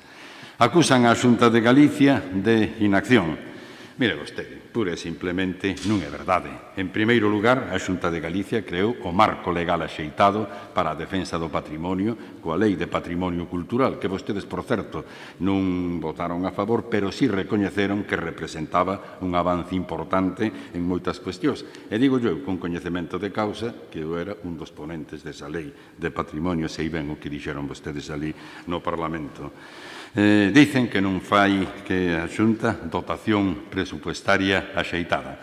Bueno, señora Porto, evidentemente eu estou de acordo que en materia de patrimonio, como pode ser en materia de sanidade, en materia de educación, sempre sería desexable poder adicar máis recursos, pero moitas veces as circunstancias de priorización das accións políticas pois obrigan a facer o que se pode. E a Xunta, en este sentido, mire vostede, eu contradigo os números que dice, ten na partida, estou falando de actuacións de investimento para a reparación e conservación do patrimonio, non de cuestións administrativas e demais, pois está a dedicar 17 millóns de euros. Dice vostede que eso non é nada máis que un 0,1% do presuposto da Xunta de Galicia. Bueno, pois eu pídolle que me diga canto adica a Diputación do seu presuposto precisamente a ese capítulo de investimento para a defensa do patrimonio provincial, menos aínda do que proporcionalmente representa en relación coa Xunta. Dicen que non fai actuación ninguna na provincia de Lugo. Bueno, podíamos falar máis polo miúdo do plan da Ribeira Sacra, podíamos falar do plan das catedrais, agora po coro da Catedral de Lugo acaba de anunciar o conselleiro unha inversión importante, podíamos falar do Camiño de Santiago, e fala vostede de Caldaloba, pero, hombre, se en Caldaloba, precisamente, a Xunta de Dirección Xeral acaba de anunciar que este mismo ano vai a cometer os estudios necesarios para iniciar o proceso de reconstrucción. E, por certo, señora Porto, vostedes en relación con Caldaloba, aquí o que fan é contradecir e deixar en mal lugar os seus compañeiros do Concello de Cospeito, que sí, razonablemente, o que tomaron eran medidas de colaboración da Xunta, da Diputación Provincial e do propio Concello para a súa defensa. Polo tanto, non poden vostedes dar moitas leccións ao patrimonio. Patrimonio que reciben, cando o devolven sempre en peor estado do que o recibiron. E non podemos aprobar directamente a moción porque non fan ningunha proposta constructiva, esquecen a parte económica, teñen falta de rigor nas súas propostas e non se poden utilizar os mesmos argumentos para defender a inactividade da Diputación e atacar a presunta inactividade da Xunta. Pero, como buscamos a colaboración, pidamos a implicación da Xunta, poñamos enriba da mesa a implicación da Diputación, traballemos na colaboración, por eso lles presentamos unha moción que nos pode permitir perfectamente chegar a esa na defensa do patrimonio. Gracias, señor. Moi ben, pois agora polo grupo do BNG ten a palabra a doña Maite Ferreiro. Bo día a todos e a todas. Podemos decir que Lugo conta cun inmenso patrimonio cultural. Son poucos os concellos que non contan con un ou varios elementos que teñen a condición de bens de interés cultural. Vanme permitir facer un repaso de concellos, que ademais moitos deles hai aquí alcaldes que saben moi ben do que eu vou falar, da situación que tan eses bens declarados de interés cultural, polo tanto, responsabilidade da Xunta de Galiza. Abadín, Castrillo de Castro Maior, Antas de Ulla. Vou poñer algún exemplo, porque todo sería moi longo a miña exposición e quero poder decir algo máis. Antas de Ulla, Castillo, a Fortaleza de Amarante, o Castillo de Nova Torre, Baralla, Castillo Torre de Neira, Begonte, Monumento Arqueolóxico Santa Eulalia de Bóveda, Carballedo hai 4, a Iglesia de San Juan de Cova, Monasterio de San Esteban de Chouzán, Castro de Rei, Castillo Torre de Leivane, Paraje da Villa, Conxunto Histórico e Paraxe Pictoresco de Castro de Rei, Cervantes, Castelo de Doiras, Cervo, Antigo Complexo Siderúrxico e Cerámico de Sargadelos, Chantada, a Iglesia de Santa María de Pesqueiras, o Corgo, Castillo e Torre do Escudo, Cospeito, Castelo de Caldaloba e máis a Torre de Momán, Caurel, Castillo de Carvedo, Aldea de Froxán, Aldea de Seceda, Foz, Iglesia Parroquial de San Martín de Mondoñedo, Friol, Castelo Torre de Miraz e a Fortaleza de San Paio de Narla, o Incio, Iglesia Parroquial de San Pedro Fi do Hospital, a Torre do Hospital, vou a ver se apuro un pouco, porque senón hai bastante. Palas de Rei, Castelo de Pambre, Castelo da Torre de Quentimil, Protección da Iglesia de San Salvador, Iglesia de San Salvador, Porto Marín e Iglesia de San Nicolás, a Vila de Porto Marín. Ben, en fin, podería seguir Podería seguir Taboada Iglesia de San Pedro de Benvibre, etcétera, etcétera, etcétera. Podería seguir. A maiores de todo este patrimonio temos moitos, un patrimonio a maiores que non está inventariado por falta de medios, pero que o seu estudo, como poden ser as saunas castrexas atopadas na Fonsagrada e na Mariña, que podía ser outros elementos a valorar e a cuidar.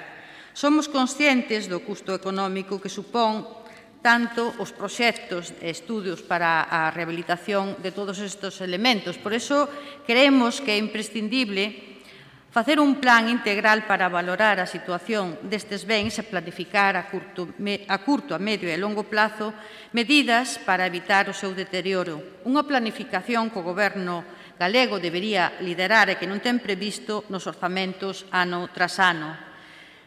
Tampouco o Goberno do señor Feixóo asume a súa responsabilidade para demandar as obrigas que teñen no caso das bens que son propiedade privada, que teñen obriga, ademais do seu cuidado. As actuacións do Goberno da Xunta limítanse a propostas cunha intención meramente publicitaria.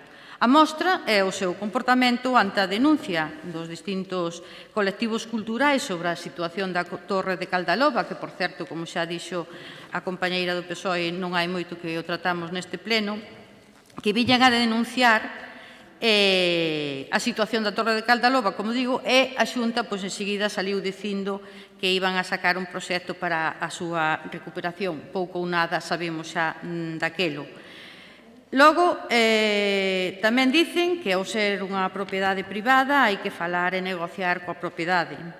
A mesma estrategia segue o alcalde de Cospeito, seguindo as directrices, lóxicamente, do Partido Popular, que cada pouco tempo anuncia que están en tratos coas familias propietarias, pero nunca incluye en nada.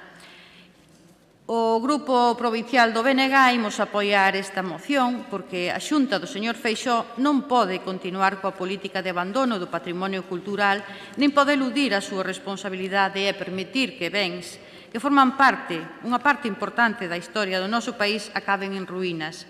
Aínda se está a tempo, pero non se pode perder máis. Activen xa e póñanse a traballar para non acabar en ruínas e non permitir que todos estes elementos acaben en ruínas. Nada máis. Moitas gracias, señora Ferreiro.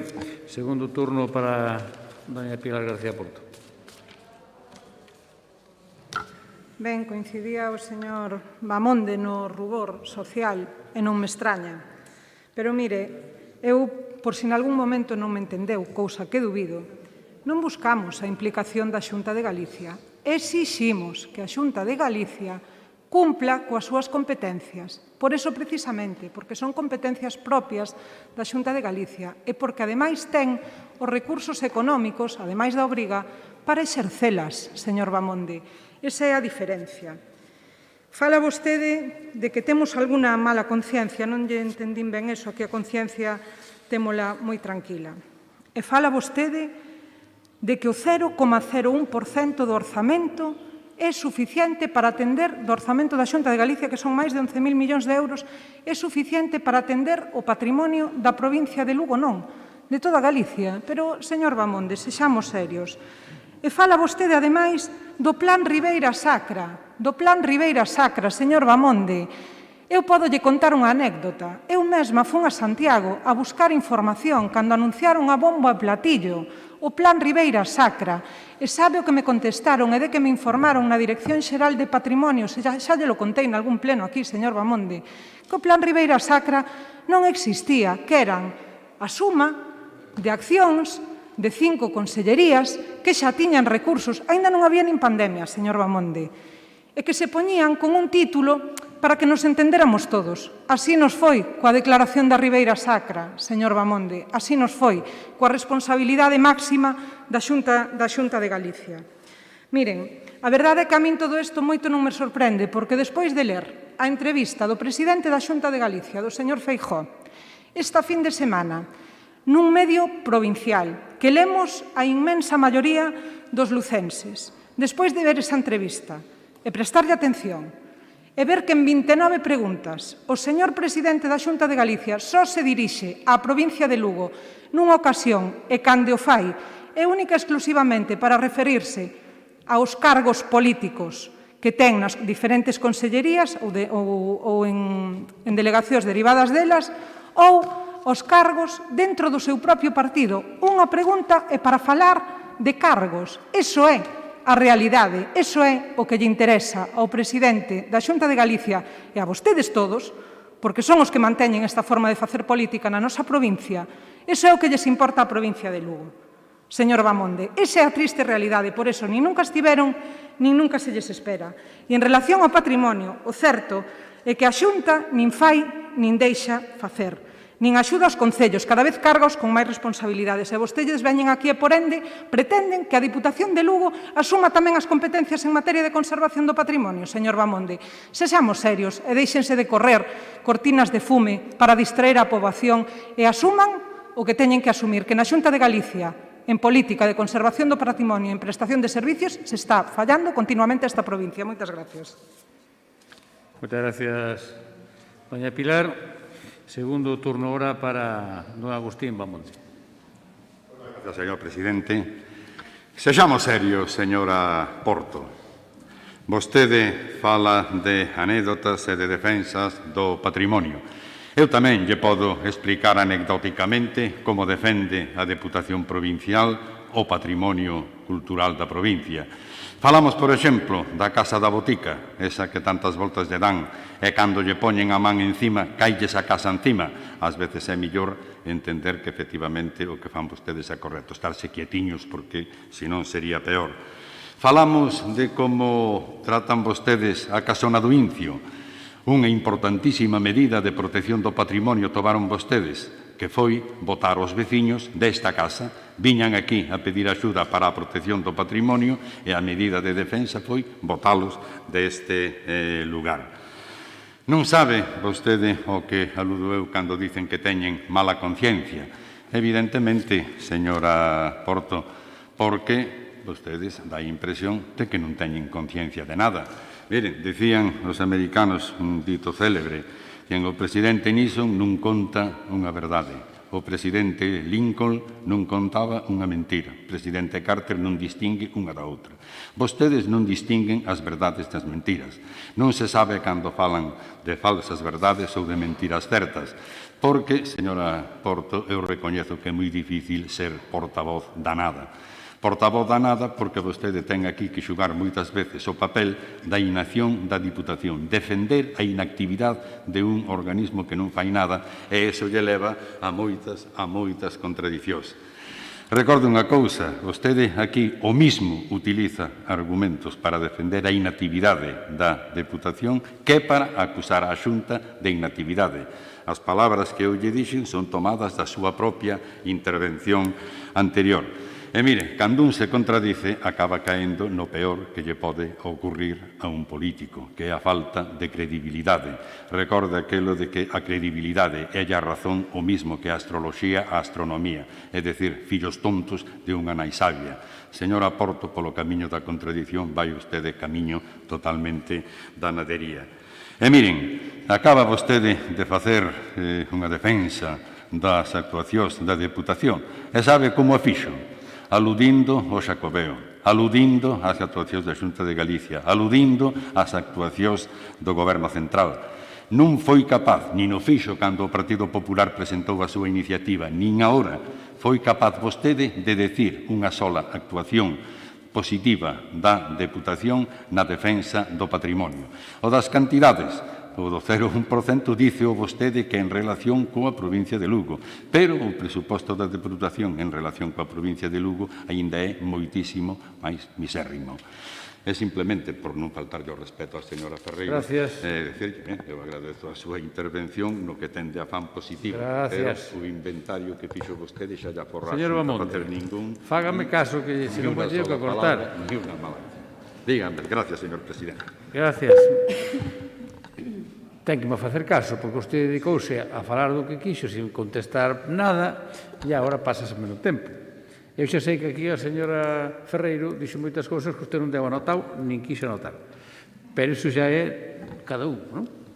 Así que temos que ceñirnos o tempo. Moitas gracias e ten turno de peche ahora a señora Porto. Ben, para rematar, moitas gracias, señor presidente. Mire, señor Bamón, de contradición ninguna. Repito, quen ten as competencias en protección de patrimonio, así o di a legislación, é a Xunta de Galicia. Quen ten os recursos económicos tamén é a Xunta de Galicia. Polo tanto, ninguna contradición. Por outro lado, eu non lle veño aquí a defender nesta moción o que fai a Deputación de Lugo. Nesta moción vimoslle a exixir á Xunta de Galicia que cumpla co que di a legislación e que cumpla en materia de patrimonio coa conservación do patrimonio desta provincia. Se a vostede non lle gusta, o lamento. Pero iso é o que lle pedimos. O mellor, na Casa da Botica, algo terá que ver o seu sucesor, o señor Teixido, e a xestión que fixo no seu momento de parálise total, señor Bamonde. Digo eu que algo terá que ver, aínda que a vostedes lles ocasione risa.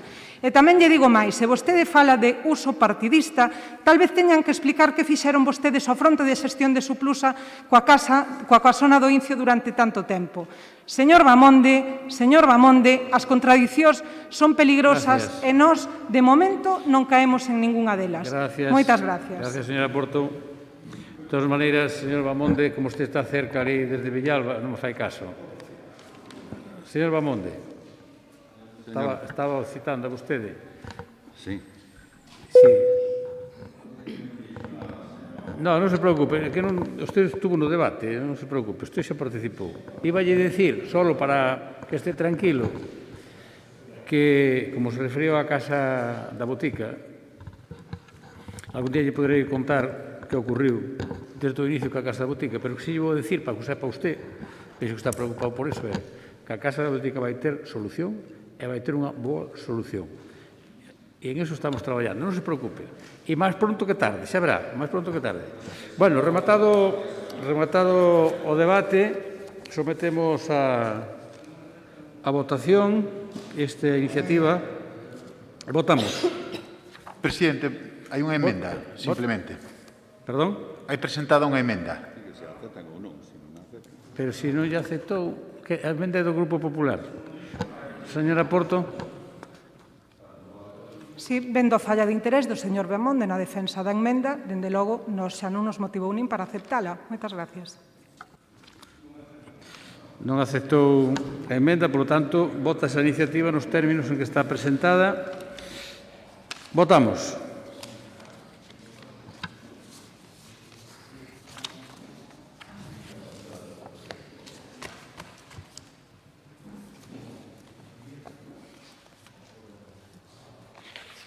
Votos emitidos 24. Aquí alguén se debe equivocar. Acaban de corregir un voto. Eu vin 12-12, ahora vexo 11-13. Non sei quen se equivocou aí. Sí, vamos a repetir, sí. No, porque se foran así desde o principio, pero hubo unha corrección aí. Tamén lo vi, eran 12 y 12. Sí. A ver. Votamos. Fíjense ben no que pulsan.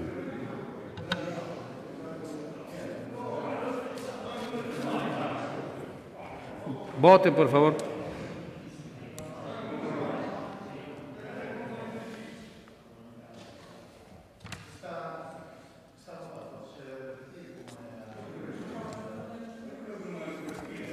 A ver. Señor Poi, por favor. Por favor. Había unha confusión. Señor Poi. Señor Poi.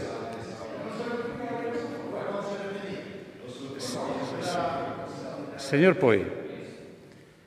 Usted creo que non lle toca dirixir este debate. Por lo tanto, aquí había unha confusión. Señor Poi. Señor Poi, se non escoita, vou ter que chamarlle a atención. Usted non está no uso da palabra. Señor Poi. Chamo, señora secretaria, chamo a orden por primeira vez.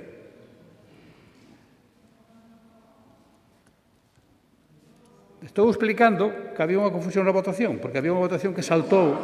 Señor Poi, chamo a orden por segunda vez. Non usted non é quen para interrompir a presidencia. Por tanto, como moito pode pedir a palabra. E non a está pedindo e non a ten. Aviso por segunda vez. Repetimos a votación por segunda vez e vexo que tampouco coincide ca votación. Señor Castiñeira, por favor. Vostede falaba de repetir a votación por terceira vez, para que quede claro. Moi ben, pois non hai problema. Votos emitidos, señora secretaria. Por favor. Faltan votos, presidente. Que non, hombre. Usted tome nota. Señora secretaria, votos emitidos 22, votos a favor 12, en contra 10 e non hai abstencións. Ese é o resultado da votación. Queda, por tanto, aprobada a iniciativa.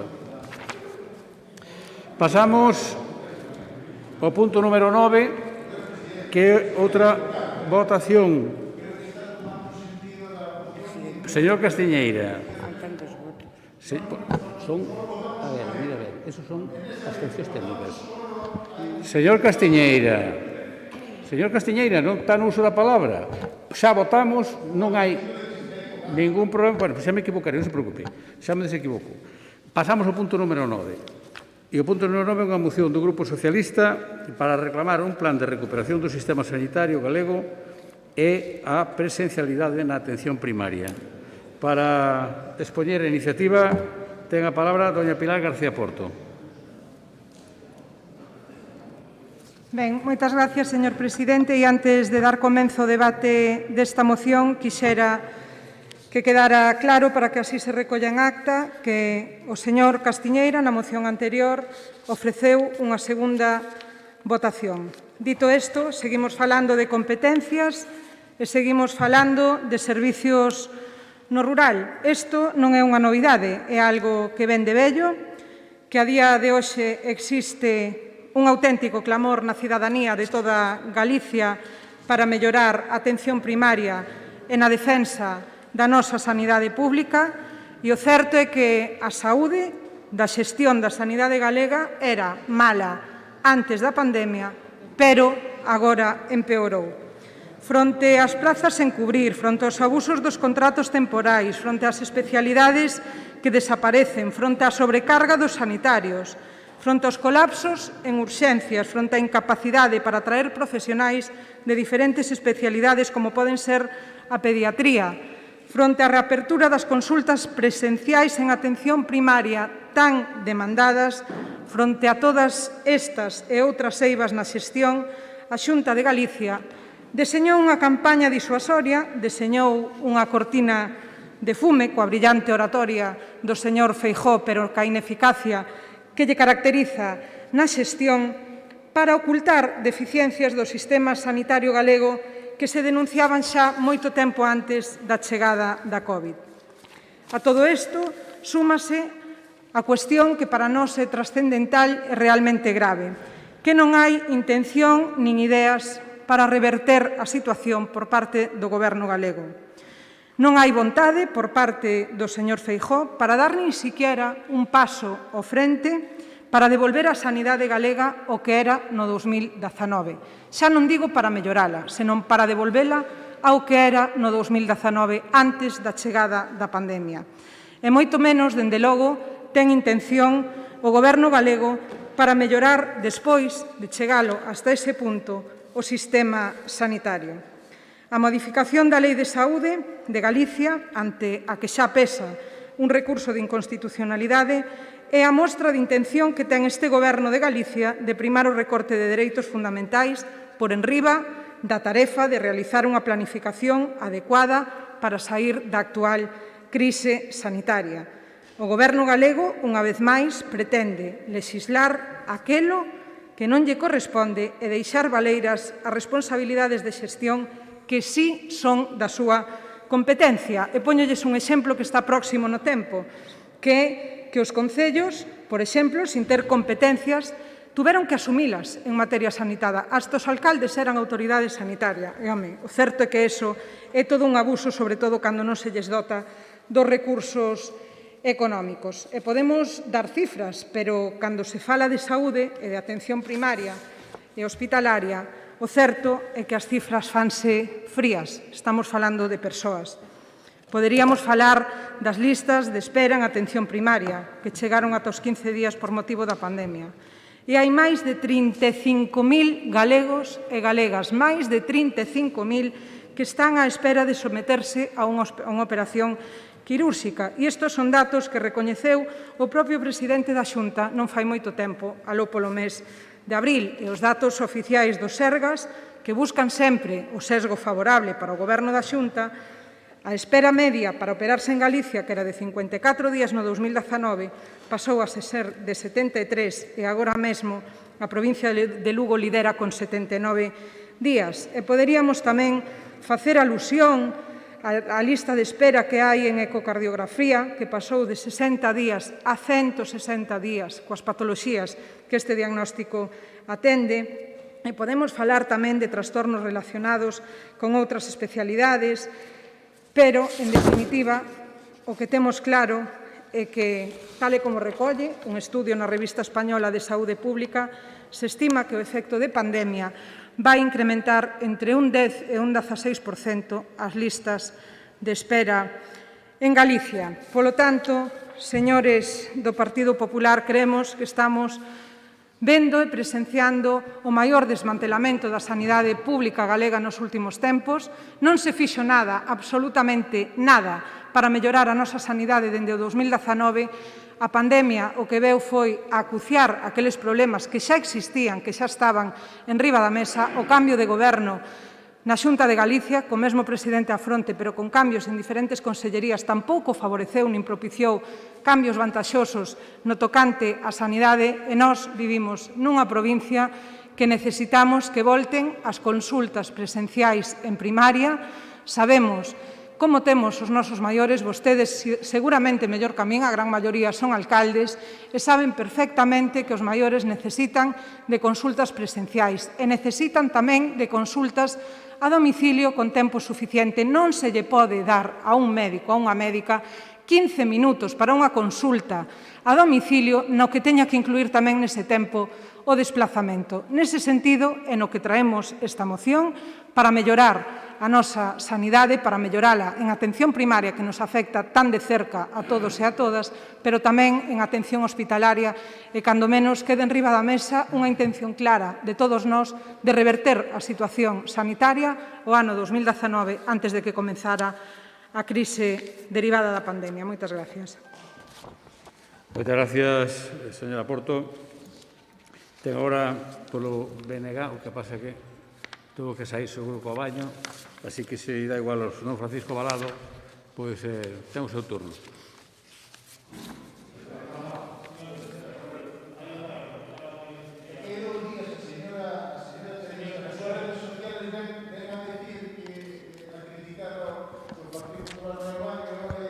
Bueno, pero que leva a moción señor Castiñeira, hombre, o baño ten que ir calquera. Señor Balado, por favor. Madre mía. A ver, pero que lles pasa a ustedes hoxe? Queren ir de vacacións ou que? Señor Castiñeira, porque berre máis non vai ter máis razón. Non berre, hombre. Que se desacredita usted mismo. Non berre. Que decía, señor? Señor Castiñeira, que non deixa escoitar. Señor Castiñeira. Señor Castiñeira. Deixe escoitar os demais tamén. Non berre usted solo. Señor Castro, dígame. Mire, é que máis sinxelo que todo eso. Hubo un erro no que lle pasaron a vostede, señor presidente. Tocábame defendela a mí. Defende vostede? Sí. Bueno, pois fixe, xa non hai problema. Veña, señor Castro, ten a palabra. Grazas, señor presidente. Non falo moitas veces e hai un clima de nerviosismo, queren ganar votaciones sin ter a maioría, poñense nerviosos por un pequeno cuestión de orden. É un pleno, vimos a debatir, non fai falta estas actitudes. Eu creo que se deixan falar era moi sencillo de solucionar este entuerto. Ben, como expoñía a señora Porto, o que estamos a vivir en Galiza durante xa todo o goberno do señor Feijóo, pero aproveitando a pandemia, igual que falábamos antes dos bancos que aproveitaron a pandemia para recrudecer as condicións, pois o goberno da Xunta de Galiza fixo o mesmo que a sanidade. utilizou a pandemia de excusa para precarizar a sanidade pública, utilizou a pandemia de excusa para pechar centros de saúde. Fíjese ben que excusa máis mala, cando falamos de que non se pode aglomerar xente e de que os espacios son necesarios, pechamos espazos. E está aproveitando para facer unha campaña publicitaria sobre as bondades da atención telefónica e de que ese é o futuro da sanidade e de que a eso hai que acostumarse, porque veu para quedarse como excusa para convencernos de que precarizar é bo. E o que está claro é que a atención telefónica trouxo moitas deficiencias na atención primaria, moitas deficiencias e moitas contradicións, porque eu poderia dicir que, por exemplo, veciños e veciñas de Sarria e supoño que noutros centros de saúde chocan con a contradición de que para a consulta ten que ser telefónica, pero en cambio, se o médico ou a médica lle pauta unhos análisis, pois ten que ir xestionar o volante de forma presencial. Cando algo que sí que se pode facer de forma telemática, sinxelamente, e con moi pouca preparación, debería ser así, pero a consulta non, que é importante. E que está a traer eso? Pois está a traer que se agraven enfermidades, sobre todo nas persoas maiores que teñen moita dificultade para esas consultas telefónicas, teñen dificultade a veces para poder xestionalas e teñen máis dificultade para explicar cales son as súas doencias, co que trae consigo pois diagnósticos tardíos e agravamentos de enfermedades que non a primeira hora puderan ser leves ou medianamente leves, se agraven e se atendan vía urxencia. Polo tanto, o que vemos é un avanzo nos recortes e que a nos non nos extraña, porque xa levamos o Grupo do Bloque Nacionalista Galego denunciando e poñendo en primeira plana os recortes do Partido Popular na sanidade pública e que agora pois estamos vendo como utilizan vilmente a pandemia para traer recortes e convencernos de que eso son bons. Polo tanto, nos creemos que o que fai falta é reforzar a sanidade pública, volver con todas as garantías de control da pandemia a presencialidade, pero hoxe en día nadie se cree que non é seguro consultas presenciais, nadie se cree. Todos os servicios privados e públicos están volvendo a presencialidade con as súas limitacións, pero en cambio un que é tan importante como servicios médicos, pois estánnos a decir que eso é imposible. Ben, nos creemos que o que hai que facer é un plan para recuperar a sanidade pública, reinvertir en medios e non facer como se está facendo con todo o que ten competencia o Partido Popular, como é a educación, que vende a anunciar que recorta os profesores que puxa maiores para este ano e que xa os vai recortar, non vai a ser que haxa unha melloría na educación pública e o que lles decía, inversión en sanidade pública mellora porque a xente xa está demandando que volvamos a esa nova normalidade e eu creo que é algo que temos que exixir todos como sociedade. Moitas gracias, don Efrén. E agora lle vou a dar a palabra ao señor Balado, pero de todas maneiras quero lle aclarar que o regulamento, no seu artigo 114, dice que o presidente ou presidenta concederá a palabra aos voceiros seguindo unha orde alternativa de intervencións, de tal modo que no transcurso da sesión estas se inicien de forma rotatoria. Por lo tanto, non teño por que darlle seguido un sí ou non. No conxunto do pleno, que vaya máis ou menos a equilibrar a rotatoria. Se lle dou a vostede o turno, ou renuncia ou ten que intervir. Estaba no correcto, eu dixo o reglamento, para que lle quede claro. Por lo tanto, señor Castellera, non há lugar porque vai intervir o señor Balado. Moitas gracias, señor Castellera. O señor Balado ten o seu turno. Señor Castiñeira. Ya. Pero aprendo moito de vostede, non se preocupe. Señor Balado, ten a palabra. Bueno, bon día. Sí, escoitase. Bon día a todos e todas. Bueno, non me ten nada que aclarar, que eu non lle fixen, señor presidente, ningunha interpelación. Por lo tanto, como tampouco tomei a palabra, eu simplemente creo que foi un correcto e esperei a si efectivamente tiña que falar ou non, pero nada dixen. Dito isto, pois, bon día, señor presidente, señores deputados e señoras deputadas, no que estamos todos un pouco alterados. E non hai que apurarse, porque, miren, deste pleno imos salir igual que entramos. É dicir, todo o que vimos decir aquí, salvo os orzamentos, o plan único que é o que se aproba nesta casa, pois o resto todo para pouco sirve. Pero, bueno, en algo temos que pasar o tempo os políticos. Unha vez máis, en relación a esta moción, unha vez máis o Partido Socialista tráenos ao Pleno da Deputación de Lugo outra das súas iniciativas de corte catastrofista, cargadas de falsas afirmacións e de mentiras. Din vostedes que a sanidade galega non gozaba de boa saúde antes da pandemia, o que é totalmente erróneo, porque o sistema sanitario galego foi dos sistemas sanitarios que mellor responderon ante a pandemia. E non o digo solamente eu en representación do noso grupo, senón que é maioritaria a opinión que sostén o bon funcionamento do sistema sanitario galego, tanto antes da pandemia como durante a pandemia. Quen critica o sistema sanitario? Os de sempre. Os que pretenden confundir a xente dicíndolle que os servizos públicos funcionan mal.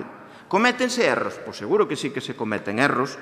Hai casos nos que se pode mellorar a xestión? Sí que hai casos nos que se pode mellorar efectivamente a xestión, pero iso non ampara as descalificacións que pleno tras pleno, moción tras moción, traen vostedes aquí ao Pleno da Deputación, ademais, sistemáticamente. Critican a sanidade para facer política, pero, en cambio, onde gobernan vostedes, copian o modelo galego. Critican a Lei de Saúde de Galicia, e onde gobernan, copian a Lei de Saúde de Galicia. Póñolles como exemplo o caso do Goberno das Baleares, presidido polos socialistas, que o día 8 de maio publican un decreto que copia exactamente a Lei de Saúde de Galicia, como vostede ben dice, publicada o día 26 de febreiro, e que incluía un artigo certamente controvertido, que era o da vacinación obrigatoria, que, como ben dixo na súa exposición, foi recurrido polo Goberno do Estado ante o Tribunal Constitucional dicindo que era inconstitucional ese artigo. E xustamente 2 meses despois, o Goberno Socialista das Illas Baleares copia nun decreto lei o artigo da vacinación obligatoria, o polémico artigo. É dicir, entón chama a atención que vostedes, os socialistas, plaxen nun decreto o artigo da vacinación obligatoria que aprobou a Comunidade Galega a través dunha lei e despois de ser recurrido polo Goberno do Estado ante o Tribunal Constitucional. Entón, señora García Porto, que nos ven contar aquí? Se vostedes onde gobernan copian o modelo Feijóo, e copian o modelo Feijóo porque vostedes non teñen modelo. Vostedes utilizan o modelo de decir hoxe unha cousa e mañá a contraria. Utilizan o modelo de publicar hoxe unha norma no Boletín Oficial do Estado e para a semana que ven desdecirse ou decir o contrario. E lle vou poñer outro exemplo. O día 5 de xuño publícase o Boletín Oficial do Estado no que se regula a apertura do ocio nocturno hasta as 3 da madrugada, xa con unha serie de medidas totalmente flexibles, e a semana seguinte ten que salir o señor Sánchez dicindo que efectivamente non era así, que cada comunidade autónoma poderá regular a súa normativa, poderá regular o seu ocio nocturno, e efectivamente, bueno, pois, eu creo que son vostedes os que teñen que facer a autocrítica, non nosoutros. Empregan, ademais, vostedes nesta moción argumentos do máis simple que existe. Dicen que a pandemia obrigou a suspender consultas, probas diagnósticas e intervencións. Só me queda dicirlle que vai ao dicionario e mire a definición de pandemia, porque evidentemente o que vostede dixo é consustancial á palabra pandemia e aos efectos dunha pandemia, porque produciu consecuencias desastrosas en todos os sistemas sanitarios, non só en Galicia, senón en toda España, en toda Europa e en todo o mundo, porque é precisamente iso, unha pandemia que se caracterizou por frenar a atención convencional, atención presencial en todos os sistemas sanitarios do mundo. Por lo tanto, ustedes non poden utilizar como argumento o que é unha excepción, porque ese argumento, iso foi a regla xeral. Por lo tanto, as medidas que vostedes solicitan, señora García Porto, xa foron postas en marcha pola Xunta de Galicia o día 28 de abril, cando compareceu o Conselleiro de Sanidade no Parlamento Galego a raíz do Consello da Xunta, que tivo lugar o día 15 de abril, no que se lles presentou a todos os galegos e galegas o Plan de Recuperación Asistencial do Sergas con motivo dos retrasos ocasionados pola segunda ola da pandemia. En esa comparecencia, díxoselles públicamente que para este ano 2021 o obxectivo era recuperar o 60% das consultas presenciais nos centros de atención primaria e ir recuperando paulatinamente a presencialidade no ámbito da atención asistencial. Por lo tanto, eu non sei que explicacións queren e, ademais, ustedes dicen que a Xunta de Galicia comete moitos erros. Mire, a Xunta de Galicia aumentou o orzamento en sanidade para este ano 2021. Vostedes votaron o orzamento en contra, pero cando o Goberno do Estado nos deu un 11% menos aos galegos e galegas, vostedes aplaudiron. Nada máis e moitas gracias. Moitas gracias, señor Balado. Ten agora o segundo turno a señora Porto. Señor Balado, resulta sospeitoso, ademais de indignante, ver o pronunciamento que fai un político, eu quero lle chamar político, porque cando menos é tan político como a min non, un pouco máis. A isto nos dedicamos e algúns con moito orgullo, outros parece que non. Vostede veu aquí a desprestixar as institucións. Que pasa, que vostedes só se sinten útiles cando gobernan? Vostedes non consideran que son de utilidade para a sociedade cando non gobernan? Nos consideramos que os políticos somos útiles para a sociedade cando gobernamos e cando non, pero vostedes a dereita máis rancia, sobre todo, é o que fan sempre, desprestixar a política e as institucións cando non acadan o poder. Ese é o seu ser natural, señor Balado. Desprestixar o público cando non o poseen. Ese é o seu ser e o significado dunha parte da súa presencia en política. Esa é a verdadeira dereita que vostede acaba de evidenciar unha vez máis aquí neste pleno. E nós consideramos que os políticos somos e debemos ser hasta os da dereita máis rancia garantes da democracia, cando nos toca gobernar e cando non. Señor Balado, mire, o Goberno galego non debe escudarse detrás da pandemia. O Goberno galego debe de afrontar as deficiencias en materia sanitaria que temos todos os galegos e galegas. E nós o que lle pedimos é que, cando menos, revirta a situación a de orixe antes da pandemia, no 2019. Logo vostede interprete e terxiverse todo o que queira. E nos parece que non inventamos datos, nos parece que somos absolutamente realistas e podemos dar datos, porque son oficiais, de que en Galicia se perderon preto de 1.100 postos de persoal sanitario solo en atención primaria. E cando remate esta legislatura, no ano 2024, teránse xubilado 1.500 profesionais do sistema sanitario. E nós consideramos que é necesario facer un esforzo na contratación para paliar estas baixas e para mellorar a situación de especialidades importantes como poden ser a pediatría ou as urxencias. Mire, Galicia tenlle 2,8 camas hospitalarias por cada 1.000 habitantes, dende logo menos que Aragón, Asturias, Extremadura, La Rioja, Cataluña, etc. Isto non é culpa da pandemia, isto é culpa do Goberno da Xunta de Galicia. E vostedes, o Partido Popular, son os responsables. Galicia ten 7,7 quirófanos por cada 1.000 habitantes, menos que Aragón, Asturias, Cantabria, Extremadura, Navarra, etc. Segundo recollen os informes do Consello de Contas, señor Balado, a partires da conta xeral do Sergas, a temporalidade medrou un 14% do ano 2012 ao 2018. Alguna responsabilidade terán en todo isto, señor Balado? No peche do 2018, os traballadores con plaza eran 23.097 e os temporais subiran a 15.554. É dicir, un 40% do persoal do Sergas era temporal. E para vostede, a sanidade galega está ben. Moitas gracias. Señora Porto, rematou o seu tempo. Moitas gracias. Don Efrén, segundo turno. Grazas, señor presidente. Ben, señor Balado, se vostede considera que non pinta nada aquí, non veña. Eu creo que as institucións democráticas podense discutir, pero Se estamos aquí, eu expoñer as posturas políticas que defende cada un dos nosos grupos, en concreto eu, a que defende o Bloque Nacionalista Galego, e debatir sobre como ten que ser a sanidade pública dos e das lucenses, pois sí me parece importante. Se a vostede non lle parece importante, pois non defenda a moción, non debata ou non veña. Pero decir que aquí, pouco menos que, como dixo vostede, non pintamos nada, pois, home, pois váyase paso a casa, porque eu estou moi a gusto defendendo os postulados políticos do Bloque Nacionalista Galego. Ben, vostede decía que evidentemente suspendeuse a presencialidade por culpa da pandemia. Eso nadie discute, non o discute esta moción e non o discutiu nadie dos que aquí intervimos.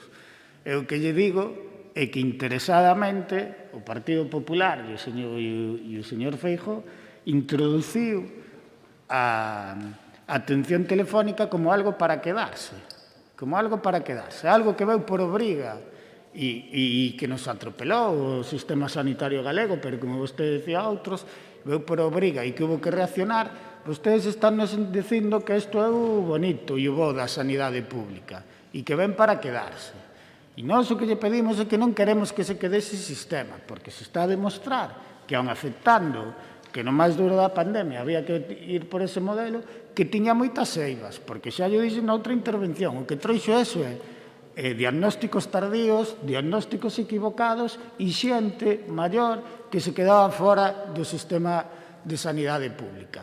Polo tanto, nós o que dicimos é que, evidentemente, a pandemia nos atropelou, incluído o sistema sanitario, o galego, e os de todo o mundo, eso sí que lle compramos, pero ahora o que xiximos que xa non estamos no máis duro da pandemia, xa aprendemos como funciona a pandemia e aprendemos cales son os protocolos que evitan contagios en situacións como esas e volvamos a atender os nosos veciños como se merecen. E como se merecen é con atención presencial e de calidade. E para eso, se hai que reforzar o sistema sanitario, refórcenlo. Pero que nos están vendendo outra cousa, que nos vamos quedar con este modelo. Que nos imos quedar con este modelo.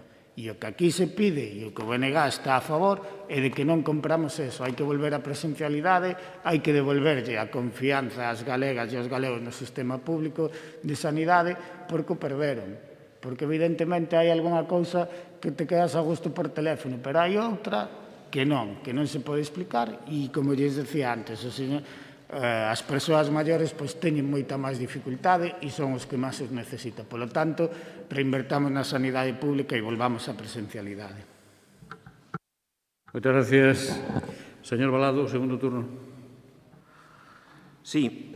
Bueno, pois eu simplemente decirlle a señora García Porto que quen terxiversa a realidade son vostedes. É dicir, vostedes sacan aí unha retaíla de cifras que eu non sei de onde as collen, pero, dende logo, non teñen ningún aval.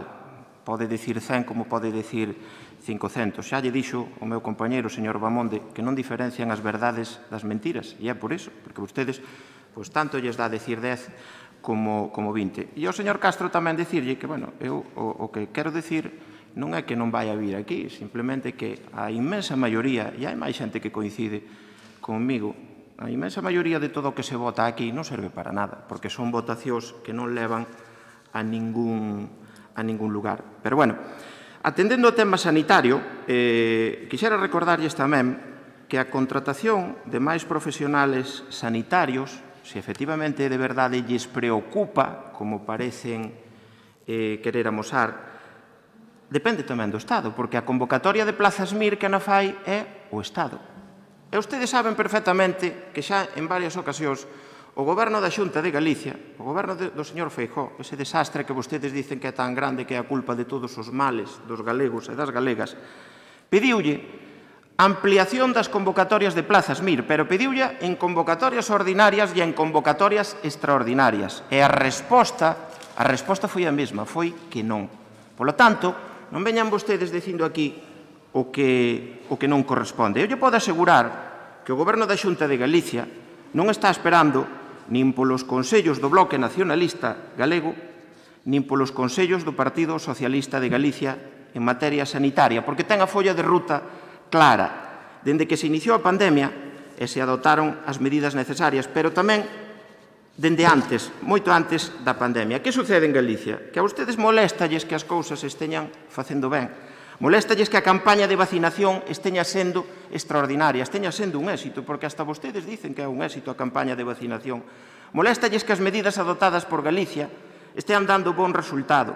Moléstalles que Galicia fora das comunidades autónomas que se adiantaron á adopción de medidas. Quen non está a facer ben onde goberna? Son ustedes. Eu convido a que mire cara atrás. Quen rectificou máis veces? O presidente Sánchez ou o presidente Feijóo na Xunta de Galicia? Sin duda, todos sabemos que o seu presidente, cada semana que dice unha cousa, ten que rectificar a semana seguinte. Por lo tanto, eu o que lles pido é que deixen traballar a quen está traballando. Os galegos e galegas, a maioría deles, están contentos coa sanidade, estamos todos contentos co sistema sanitario. En lugar de poñer paus nas rodas, pois deixen traballar a quen traballa. Nada máis e moitas gracias. Moitas gracias, señor Balado. Turno de peche de un minuto, señora Porto.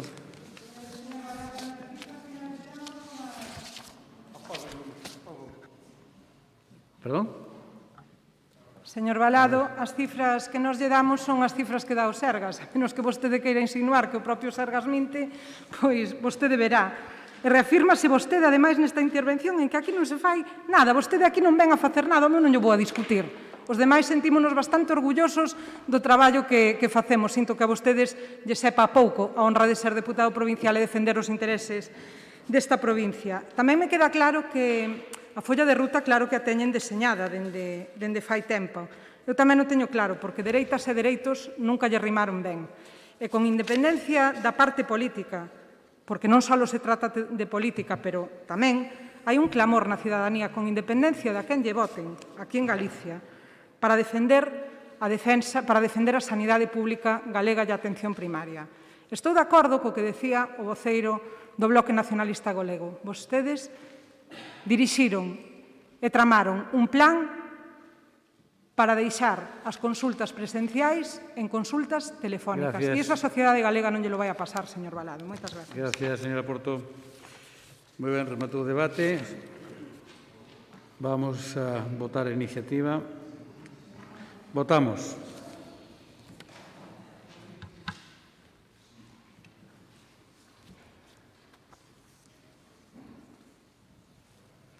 Votos emitidos 24, votos a favor 12, en contra 12, non hai abstencións. Temos que repetir a votación, hai un empate, así que volvemos a iniciar a votación. Votamos.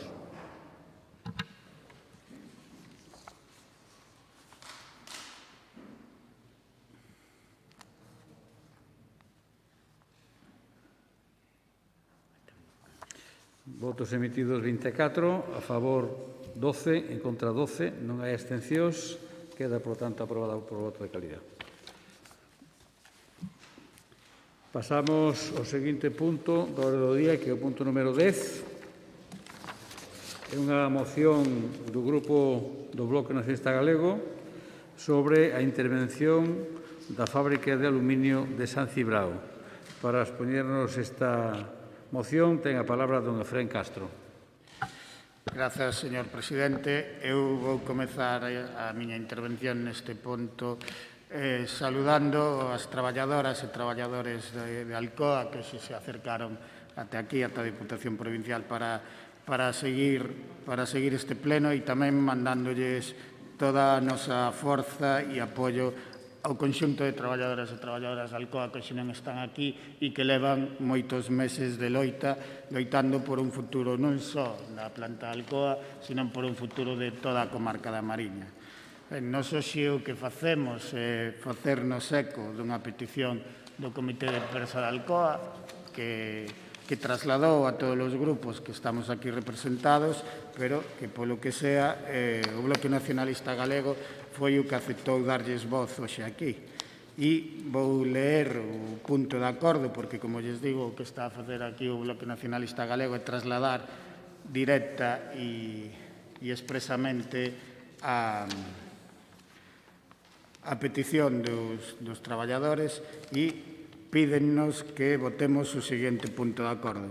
O Pleno da Diputación Provincial de Lugo exixe ao Ministerio de Industria e a SEPI a intervención da fábrica de aluminio San Cibrao nese acto único que levaría a compra e a venda da factoría.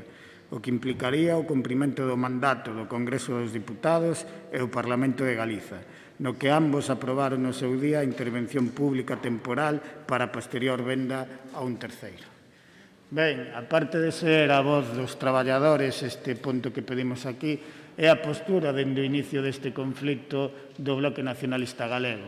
Fálase de que se aprobou no Parlamento de Galiza e no Estado español e en ambos casos a proposta do BNG foi nesa liña e algunha votación forzouse por a representación política do Bloque Nacionalista Galego.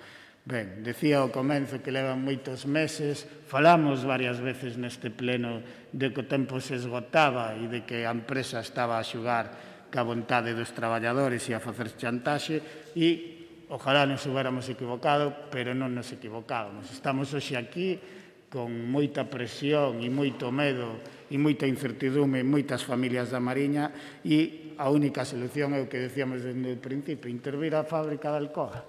Intervila, ademais, con motivos máis que justificados. Unha, por todo o diñeiro público que históricamente se invertiu naquela planta e que debera ter unhas condicións que non tuvo e que agora están utilizando esa central para chantaxearnos con os postos de traballo. E dúas, porque é a única solución para salvar os postos de traballo.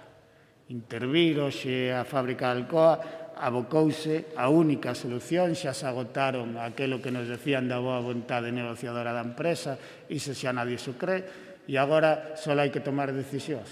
Os que están aos mandos dos gobernos teñen que executar esa cláusula que poden executar e se ten feito e é legal, e que, ademais, como ben di tamén o texto aquí, todos os representantes políticos, de todos os partidos políticos que temos aquí representación, en algún momento votaron a favor desa intervención, a non ser que creamos no que decía o señor Balao, que non sirve de nada o que votamos, nos creemos que sí, cando menos para manter cal é a postura dos grupos políticos e despois para que demostren o que lle toca gobernar agora ten que executar eso. E é a voz dos traballadores e é a nosa voz. E hoxe, aínda que aquí xa se aprobaron mocións parecidas e no mesmo sentido, nos hoxe o que nos pedían os traballadores é que a volvéramos traer e o que pedimos é que daqui saia unha voz unánime en defensa dos postos de traballo da Alcoa, en defensa da Mariña e en defensa da xusticia social que pasa por intervir unha fábrica que ten que ser rendible e darlle unha solución xa aos traballadores e traballadoras da Alcoa. Gracias, señor presidente. Moitas gracias, don Efrén. Para explicar a posición do Grupo Popular, ten agora a palabra don Jaime Castiñeira. Javier Castiñeira. Gracias, presidente. Nada, simplemente, señor Castro, quen dixo que as diputacións non valían para nada non é o Partido Popular. Foron vostedes mesmos. A señora vicepresidenta foi o primeiro que dixo desde que é vicepresidenta. O sea que eu creo que un pouquichiño de coherencia. Simplemente neste asunto o Partido Popular quere denunciar unha cuestión formal.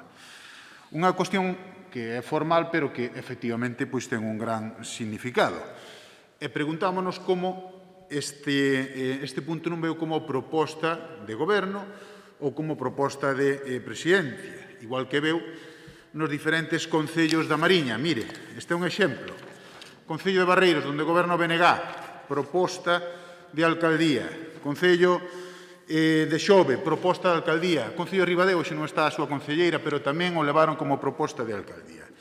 Porque aquí, a ver se alguén do BNG ou do goberno, non pode vir como proposta de goberno. Ademais, que é un desprezo ao comité de empresa. Un desprezo absoluto, porque además perde categoría institucional.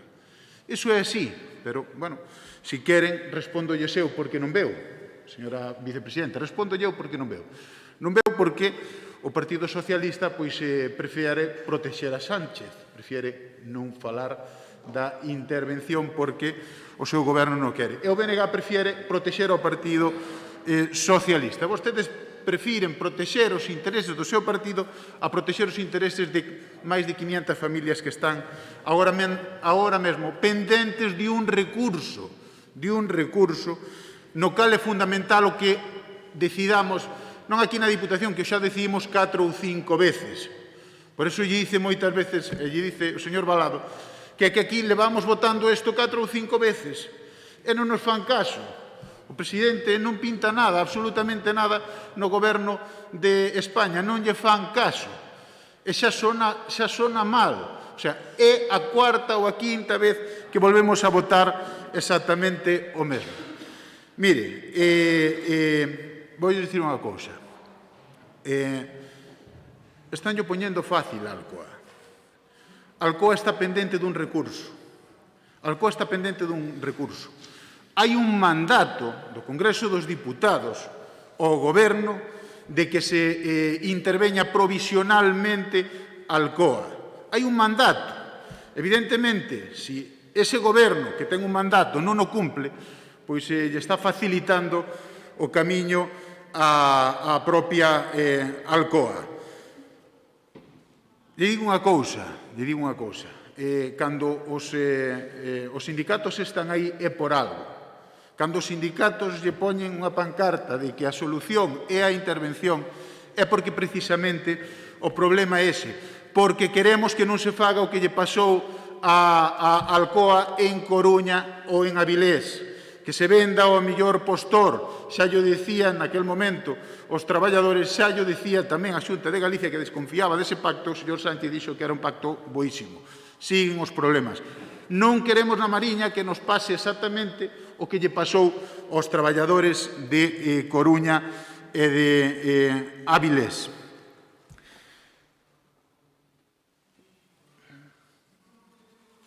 Non queremos que se faga unha venda directa. Non dice o Partido Popular, o dicen os traballadores de Alcoa. Estamos no momento. Non se pode deixar solos os traballadores de Alcoa. Por eso viñeron aquí. O gran problema do tema de Alcoa, aparte de que vostedes non están cumplindo o mandato que lles fixeron no Congreso dos Diputados, é que ademais están mentindo co tema da enerxía. O seu fracaso na estrategia enerxética. Xa veo aquí moitas veces. Ao final, perdimos 2 anos e trouxeron un estatuto que non vale absolutamente para nada, que non contenta a Naide, non contenta a electrointensiva. Bueno, si contenta alguén, contenta os catalás e os vascos que sempre salen ganando co Partido Socialista.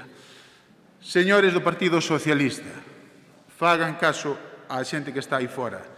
Na súa pancarta poñía enerxía solución, non lles deron aínda solución. Pagamos a enerxía electrointensiva, paga a enerxía o doble que os seus principales competidores en Europa, que é Alemania e que é Francia. Seguímolo pagando, e iso, dende logo, vai en contra do futuro de Alcoa. Estamos pendentes da resolución estamos pendentes da resolución dese recurso, do recurso de tal. Dependemos desa intervención, non lle faguemos o camiño a Alcoa. E, por favor, cambien de modelo enerxético. Veñen de cerrar as fábricas de As Pontes, veñen de cerrar Meirama.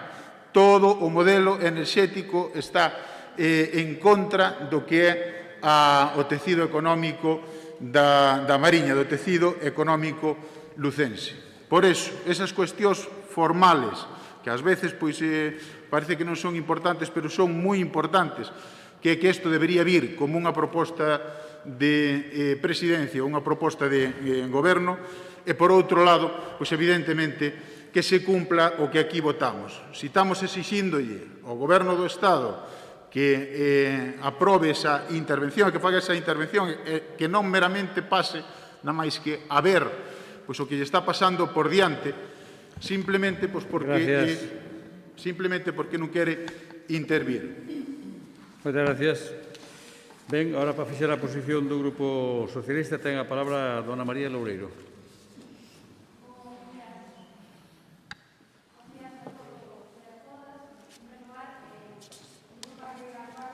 Quere transmitir unha vez máis o apoio a todos os traballadores e traballadoras da Alcoa e das empresas auxiliares. O señor Castiñeira esgotou a intervención en si quen había que propoñer a moción, que non, como sempre, lucíndose políticamente, sin preocuparse do problema que realmente nos atañe. A postura do Partido Socialista, en concreto do Partido Socialista Provincial, señor Castiñeira, sempre foi a mesma, como tamén foi a dos alcaldes e alcaldesas socialistas da comarca da Mariña. Digo que sempre foi a mesma, estando no goberno do Estado Pedro Sánchez como cando estaba o señor Rajoy, sempre a carón dos traballadores, buscando e reivindicando unha solución para a planta de San Cibrao. Cousa que o Partido Popular non pode dicir o mesmo. Si que é certo que uns alcaldes víronse en diferentes manifestacións, pero nin se aproxima o despliegue que hai agora en todas as mobilizacións, moi preocupados por salir na prensa con reportaxes fotográficos. O que nos atañe á moción de hoxe, compre lembrar que cando se anunciou por primeira vez o ERE e o posible peche da fábrica de Alcoa, o primeiro en saír públicamente reivindicando se era necesaria unha intervención transitoria ou un accionarado foi o señor presidente da Diputación de Lugo, o señor José Tomé. Por lo tanto, a nosa postura vai ser a mesma. Por outra banda, teño que dicir que evidentemente levamos un ano, que o problema está aí, pero tamén é certo que a situación e o panorama é diferente. En decembro de 2020, a Xustiza anulou o ERE por mala fe da empresa nas negociacións, que deu un golpe á credibilidade da multinacional e sacou do mapa do debate sobre o futuro de Alcoa o precio da electricidade. Alcoa tiña mala fe dende o principio e o precio non era determinante. Agora, ademais, sumase o fiasco da venda das plantas de Coruña e Avilés. Despois disto, reclámase o concurso da SEPI para garantir que a venda se faga a un comprador solvente. Pero compre ter presente tamén que a Xustiza, de novo, fallou contra Alcoa neste proceso. A Audiencia Nacional dixo que na venda das faltorías Alcoa incumprira co compromiso de reindustrialización e mantenimento do emprego mediante a venda a un empresario serio e rigoroso nas vendas a Parter Capital primeiro e ao Grupo Riesgo a continuación. Así que, recapitulando, se volvemos ao mes de outubro de 2020, a sensación de desamparo que podían ter os traballadores en outubro viuse mitigada, se cabe, por estas sentencias favorables. E está claro que o Estado non respalda a actuación da multinacional, e así o fixo saber o propio Goberno a través do Ministerio de Industria. A Xunta, que se escudaba no tema da enerxía para decir que as competencias da Alcoa eran cousa do Goberno, escúdase agora en que ten que facer a compra a SEPI e a propia Alcoa a que di que non quere vender a terceiros só o Estado. O que temos que facer é deixar de seguir o xogo a Alcoa. Non nos esquezamos que a única culpable da situación que se atopan os traballadores e traballadoras da Alcoa e das auxiliares é da propia Alcoa, porque algún parece que quere eludir esta culpabilidade. O Goberno nin se apartou, nin se está apartando, nin se apartará.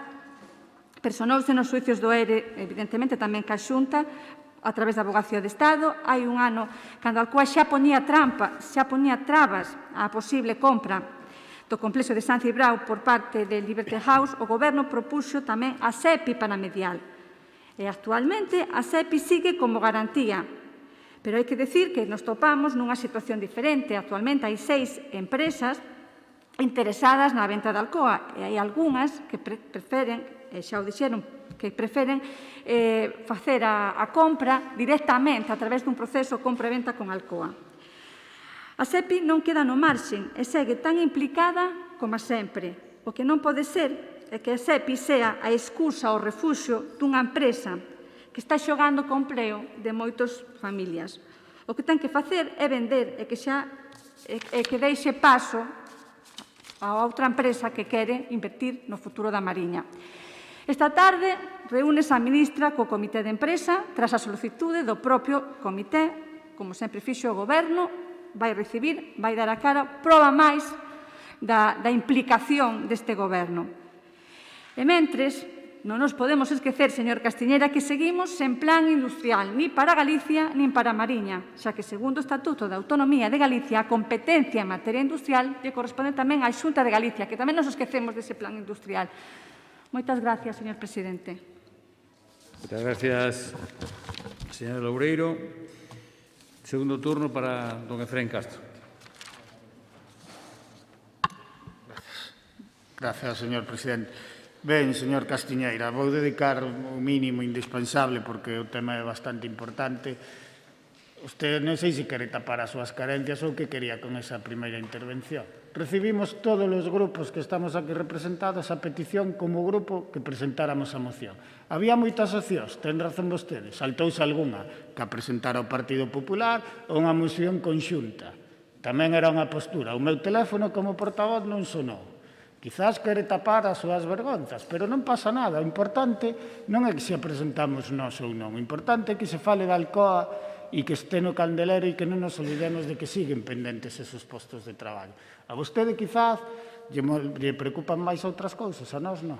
Nós o que hoxe vimos a pedir é o que levamos pedindo dende o principio desta crise, que é a intervención de Alcoa, porque nós xa non confiábamos en ningún momento na boa vontade dunha multinacional.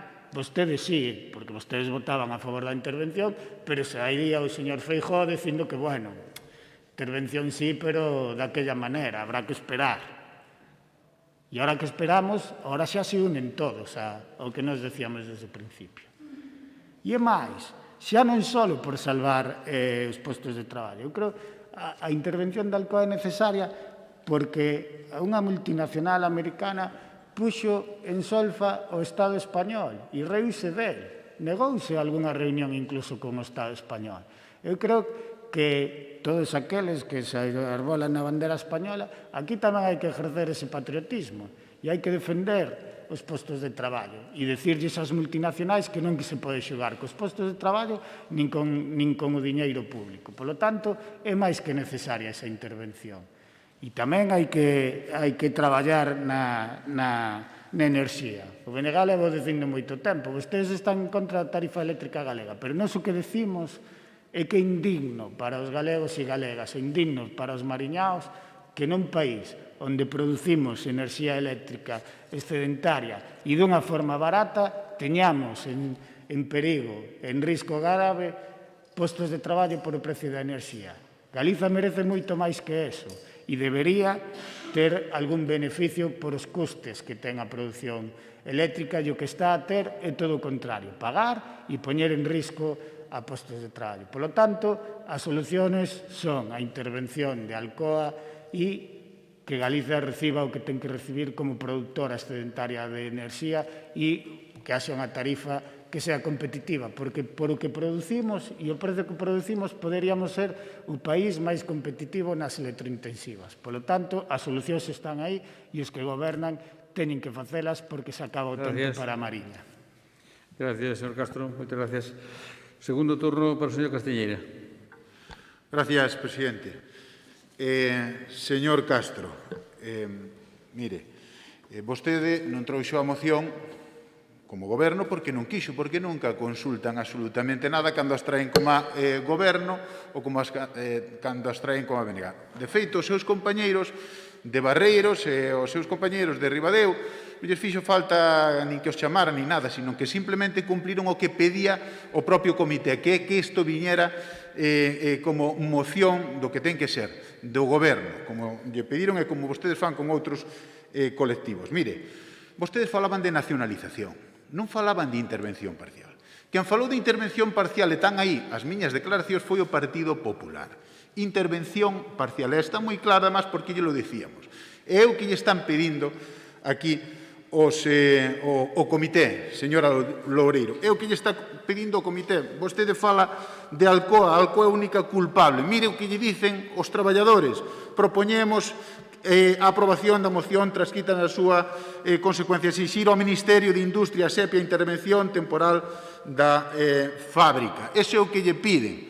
E ver que Partido Socialista dice o mismo, porque se eu daqui, se eu de Viveiro ou se eu do goberno do Estado, que tamén goberna, é o que ten poderes para que a SEPI poida intervir parcialmente Alcoa. Mire, o tema da enerxía. A enerxía, dice vostede que non é determinante, pero como non vai ser determinante a enerxía? Pero vostede que foi a non sei cantas manifestacións non é capaz de ver o que pon o comité. Enerxía, solución, que é fundamental para a viabilidade de Alcoa ou da empresa que o colla ou do propio Estado que teñamos un sistema enerxético que protexa as nosas empresas e que protexa a electrointensiva. Fai uns meses aquí leímos que efectivamente a insatisfacción total do sector electrointensivo ante esa aprobación do Estatuto. Sin enerxía competitiva, que é o 40% dos custes da fabricación do aluminio, é enerxía. Sin unha enerxía competitiva, con unha estrategia enerxética como a que tenen vostedes de intransixencia enerxética, cerrando as térmicas de un día para outro e anulando a enerxía nuclear ou non aumentando a súa vida útil, pois, dende logo, pois, bueno, pois nos quedamos nas mans simplemente pois, do gas ou simplemente das condicións meteorolóxicas. Como non vai a ser fundamental a enerxía? Por eso, queremos un estatuto electrointensivo que prime as nosas empresas e queremos, por suposto, que a SEPI interveña parcialmente nesa venta para que non nos pase o mesmo que pasou en Coruña, en Avilés. Moitas gracias, señor Castiñeira. Segundo turno ahora para a señora Loureiro. Señor Castiñeira, moi ao seu pesar, imos a votar a favor desta moción, porque xa lle dixen na primeira intervención que a nosa postura sempre foi a mesma. E, por tanto, vamos a seguir na mesma línea, que vosotros non poden decir o mesmo. Non vamos deixar de loitar polo futuro empresarial da Mariña. Os socialistas defendemos e defenderemos sempre unha aposta polo mantenimento dos postos de traballo da planta de Alcoa e por os plans de industrialización que poñen en valor a zona. Dixen que íbamos a votar a favor desta moción, pero tamén vamos a exixirlle á Consellería de Economía, de Empresa e Innovación e a Xunta de Galicia un plan de desenvolvemento industrial e mantenimento de emprego na Mariña, de acordo coas competencias que se lle atribúe o Estatuto de Autonomía de Galicia, que parecen que non se dan conta que todo vai unido e que tamén necesitamos un plan industrial para a comarca da Mariña. Por tanto, nós vamos a votar a favor desta moción e non llevamos a entrar ao trapo de quen tiña que presentar esta moción, de que non nos seguimos na nosa línea de apoiar os traballadores e traballadoras da Alcoa e das auxiliares. Moitas gracias, presidente. Moitas gracias, señora Porto. E agora xa para pechar o debate, ten un turno de un minuto, don Efrén Castro.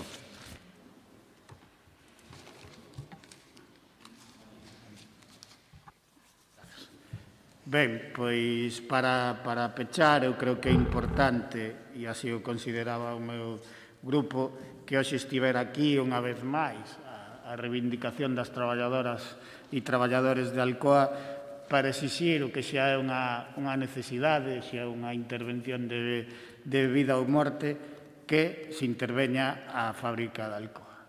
Que se interveña para dar futuro ás 300 familias que viven directamente desa planta, pero para dar futuro a toda a comarca da Mariña. E nós estamos orgullosísimos de ceder o noso tempo como grupo a trasladar neste pleno as reivindicacións do Comité de Empresa de Alcoa. Eu creo que daqui vai sair unanimidade o clamor da provincia e da Mariña por a intervención de Alcoa e esperemos que, indo en contra do que decían algúns aquí, que isto hoxe sí que valga para algo e non os días teñamos xa máis claro o futuro dos traballadores e traballadoras de Alcoa. Grazas. Moitas gracias, don Efrén. Ben, por rematado o debate deste punto, imos someter a votación. Votamos.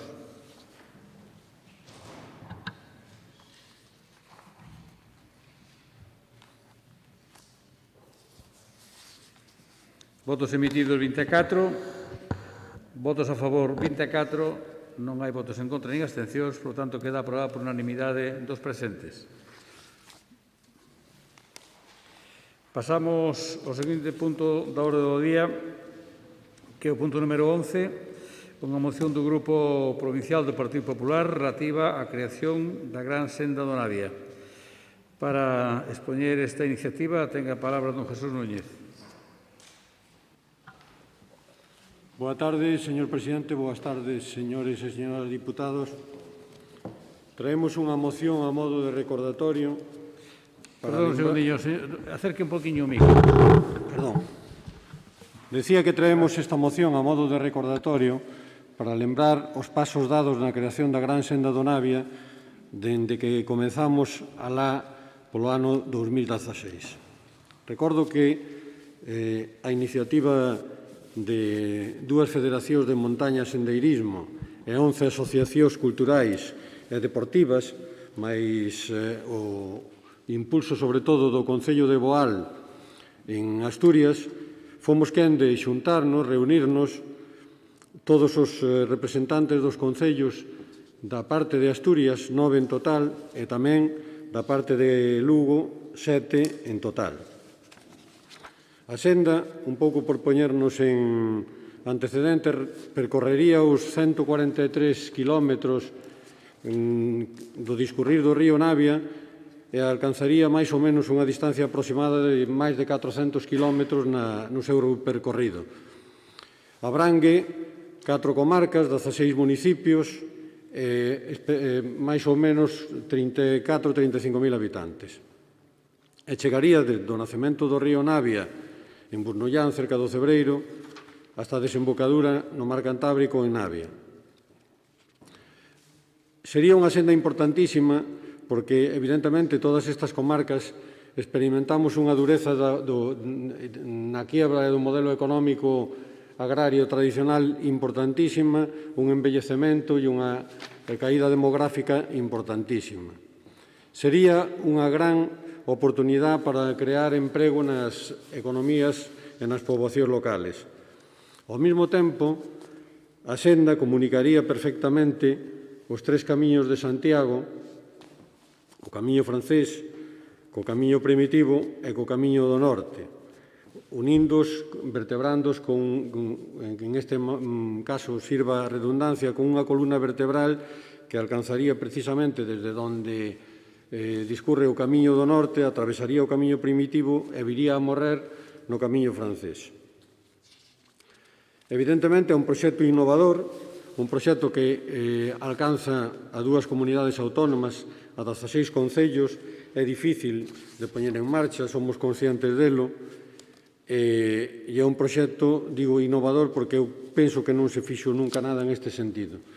Entón, a proposta foi desde o primeiro momento que entrase dentro da convocatoria de caminos naturales, para a cual se presentou o proxecto xa no Ministerio de Agricultura alá primeiros do ano 18, despois dos primeiro e segundo anos de traballo. Tamén é certo que desde o primeiro momento a Diputación de Lugo colaborou estreitamente en este proxecto. Recordo haber vido polo menos aquí a 2 reunións, outras tantas tuvemos os alcaldes en representación dos concellos, unha vez en Grandas de Salime e outra vez na Fonsagrada. Temos o apoio, evidentemente, sin excepción de todas as comunidades locales, de todos os habitantes, creo que sin excepción de todas as asociacións culturales, de todo o recorrido da senda. Entón, no ano 18, xa digo, presentouse o proxecto no Ministerio da Agricultura e desde aquel momento sí que é certo que despois coincidiu a presentación da moción de censura de Pedro Sánchez. Foron momentos convulsos, pero bueno, xa agora que a perspectiva de haber pasado a pandemia, de estar en un momento máis tranquilo, creo que é o momento idóneo para retomar o tema, poñernos un pouco as pilas, poñerlles as pilas tamén ao Goberno central e ver se somos capaces de sacar todo isto adiante, que sería tan importante para unha zona tan deprimida e que necesita tanto destas iniciativas. Non quero ser reiterativo, por suposto, cruza concellos con unha gran riqueza etnográfica e gran riqueza paisaxística e monumental, co cual sería outra forma de abrirnos hacia o exterior, de que conozcan unha zona, eu creo que privilexiada da provincia de Lugo e tamén de Asturias, aínda que a nos corresponde defender, lóxicamente, a parte que nos corresponde, que é a da provincia de Lugo. Entón, sí que agradecería, como se demostra que digo que hai na poboación por onde discurre a Gran Senda do Navia, sí que me gustaría dende a Deputación Provincial de Lugo acadar este entusiasmo e este apoio para a gran senda do Navia que traemos ahora en esta moción. Por esta primeira intervención, nada máis. Gracias. Muchas gracias. Señor Núñez, ahora para fixar a posición do Grupo do BNG ten a palabra a doña Maite Ferreiro. O Grupo Provincial do Partido Popular eu creo que leva tempo facéndonos creer que caeron aquí dun guindo. Caeron, sentáronse nos asientos e teñen que mantelos e non se mover aí mentras non lle mandan hasta que acabe este mandato, porque nos últimos plenos, nas últimas sesións plenarias, escoitamos continuamente unha serie de palabras como mentiras, manipulación, demagoxia, descalificacións, populismos, e agora, para rematar, acábanos de decir que veñen aquí porque algo teñen que pasar o tempo os políticos. Ustedes parecen aquela banda de pitufos que cada un asumía o papel que o director, neste caso o señor Feijóo, lles atribuye e veñen aquí a representar o papel. Que raro, porque eu estou convencida que moitas e moitos de ustedes que son alcaldes terán algo que facer no seu concello. Ou as veciñas e os veciños de Outeiro de Rei, de Palas de Rei, de Castro de Rei, non teñen ninguna preocupación. Poden permitir que os seus alcaldes ou que a súa alcaldesa veñen aquí a pasar o tempo. Eso é o que veñen vostedes a facer aquí. Porque, señor Castiñeira, non manipule. Eu, efectivamente, estou para disolver as deputacións, porque o que fai a Diputación ten o que facer entre o Concello e as xuntas. Pero eu non veño aquí a pasar o tempo. Eu veño a traballar. Entendo que vostedes, como moitos levan media vida en política, se dedican a eso, ou parte da vida, ou casi toda a vida, entendo que teñen que, para demostrar a súa incompetencia e a súa falta de traballo, teñen que demostrar que os políticos vimos aquí a pasar o tempo. Virán vostedes. Non falen así de todos. Isto demostra, unha vez máis, que teño razón precisamente esta moción que hoxe pretenden traer aquí, ou que traen aquí, que é algo sorprendente, porque é un asunto que non é novo. Vostedes levan moitos anos en política e que eu sepa gobernando no Partido Popular. Algo terán que ver. Non todo pasou desde que o PP se foi do goberno do Estado, e, por certo, sigue na Xunta, algo fará o señor Feixóo. Parte de viaxar e facer fotos, pois algo terá que traballar e facer e executar, non só vender. Ben, este asunto, como digo, ven dende febreiro do 2017, ata de agora nunca se soupo nada. Curiosamente, no 2017, cando se presentou e se propuxo este anteproxecto, que teño que dicir que nos parece moi interesante, pero lembro que estaba en Madrid gobernando o señor Mariano Rajoy. Seguramente que foi el quen deixou bloqueado o asunto. Non o sei, porque non o aclaran tampouco. Falan vostedes que no ano 2018 a Diputación de Lugo máis o Principado de Asturias presentaron ao Goberno un anteproxecto para a creación da gran senda do Navia.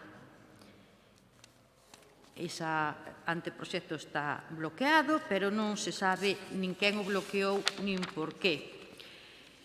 Xa dixen antes que non imos negar as boas posibilidades deste proxecto, que conta, como xa se dixo aquí, 400 kilómetros que unen o Cebreiro co mar Cantábrico, pasando por 7 concellos lucenses e 9 asturianos.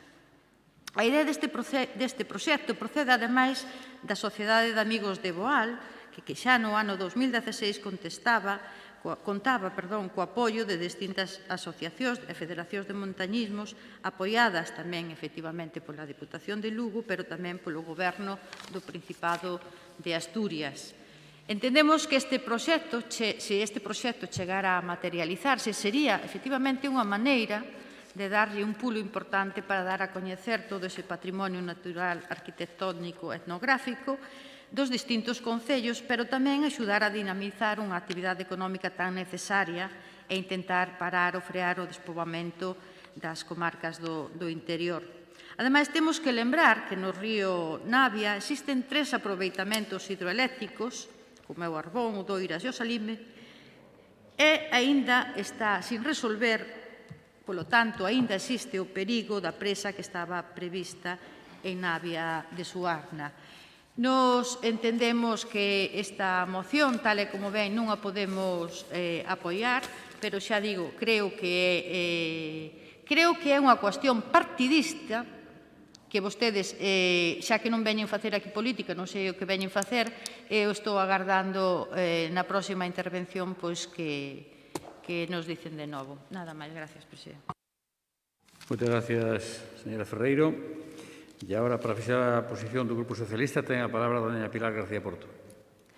Ben, pois, coincidindo no argumento que esgrimía o voceiro do PP, precisamente para poñer en valor a importancia que podería ter, sobre todo se pensamos en futuro, esta senda, dicirlle, pois eso, que o compartimos con vostede. Pero que resulta un tanto escaso na moción. A moción ten un claro tinte partidista e de aproveitamento para un pleno. E, ademais, conta con algunhas imprecisións que a mí non me pasan inadvertidas polo interesadas que resultan na proposta. Evidentemente, para eludir calquera tipo de responsabilidade que poida ter o seu partido neste asunto.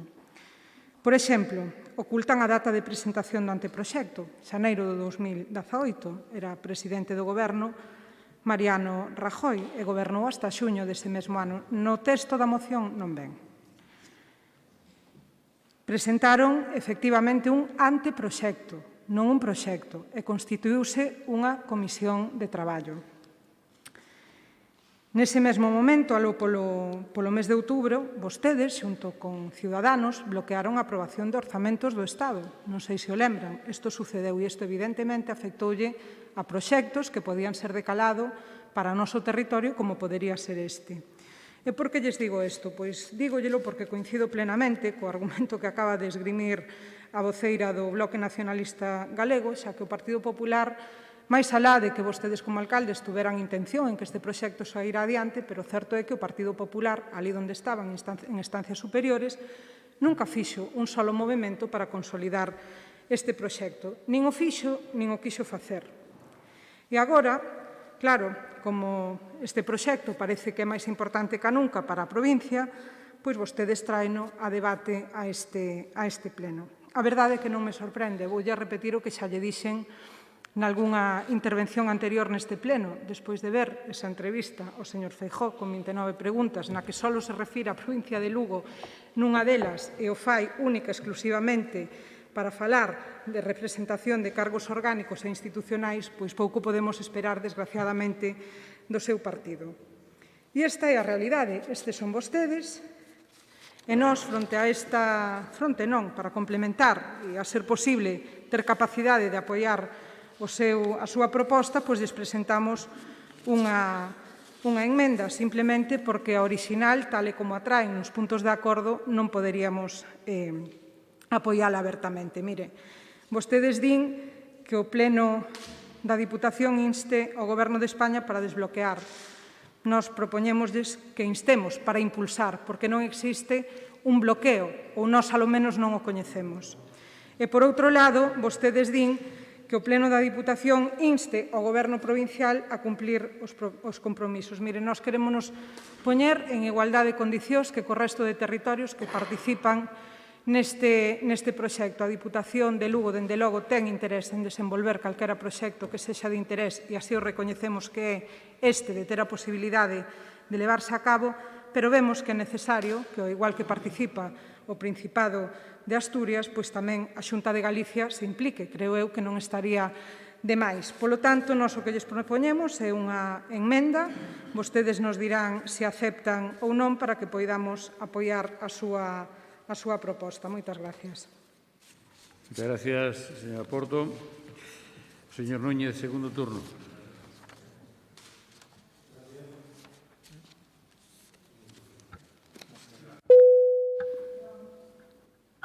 Moitas gracias. Bueno, de verdad que me quedo confundido cando menos. Eu penso que a miña intervención foi completamente respetuosa, institucional. Non atopo argumentos para as descalificacións, sobre todo por parte da voceira do bloque. Non sei se dormiron mal esta noite ou se se atopan mal ou se teñen outras disposicións de outro tipo. En fin, nin siquiera quero entrar a valoralo. Na miña exposición falei claramente de que se presentou a principios do ano 18, clarísimamente. Consta e constará na acta desta sesión. Efectivamente, a principios do ano 18 gobernaba Mariano Rajoy. Non o oculten en ningún momento. Tamén fixen mención de que meses despois, brevemente, se presentou unha moción por parte de Pedro Sánchez que ganou e foi presidente do goberno desde aquela. Que é un anteproxecto? Sí, está claro. Que está paralizado? Tamén está claro. Eu nunca nin carguei nin botei culpas a naide.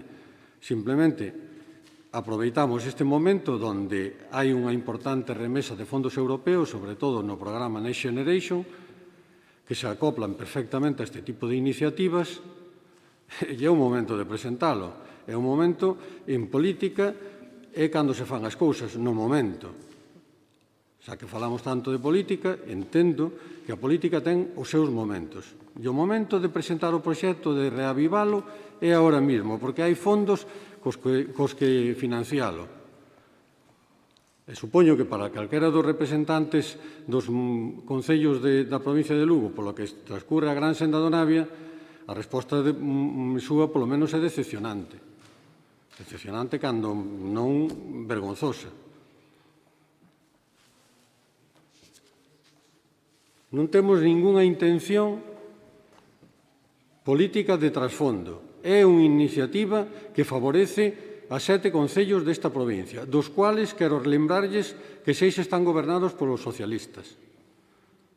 Dentro dos 7 concellos, o único que non está gobernado polo Partido Socialista é o Concello de Nogais, o que eu represento, do cual me sinto orgulloso, e tamén, por certo, das reunións que tuvemos todos os alcaldes deses concellos nos que fomos a unha.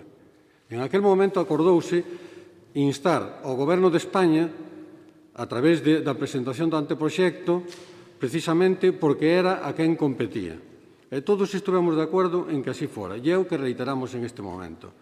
Que se inste ao Goberno de España que é o que ten a competencia en este sentido.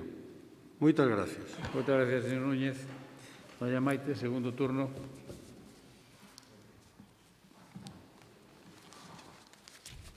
Señor Núñez, se entendeu...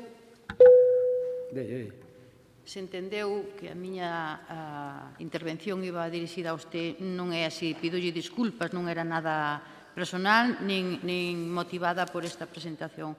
Referíndome porque chega un momento que, despois de escoitar o que escoitamos aquí, creo que hai que deixar certas cousas, pero non iba nada nin personal contra usted, tocoulle pola súa intervención, pero nada máis. É máis, creo que, xa o dixen antes, que é un proxecto interesante, como efectivamente vostede dice, que ademais está apoiado por distintos concellos das distintas comarcas dunha zona, ademais, que necesita unha inversión importante para evitar, como xa dixen na anterior intervención, o despoboamento que marcha a xente, pero tamén protección, porque é un patrimonio natural que aínda se pode preservar, que se pode conservar e pode ser unha fonte de recursos, unha fonte de recursos naturais tamén turísticos daquela zona.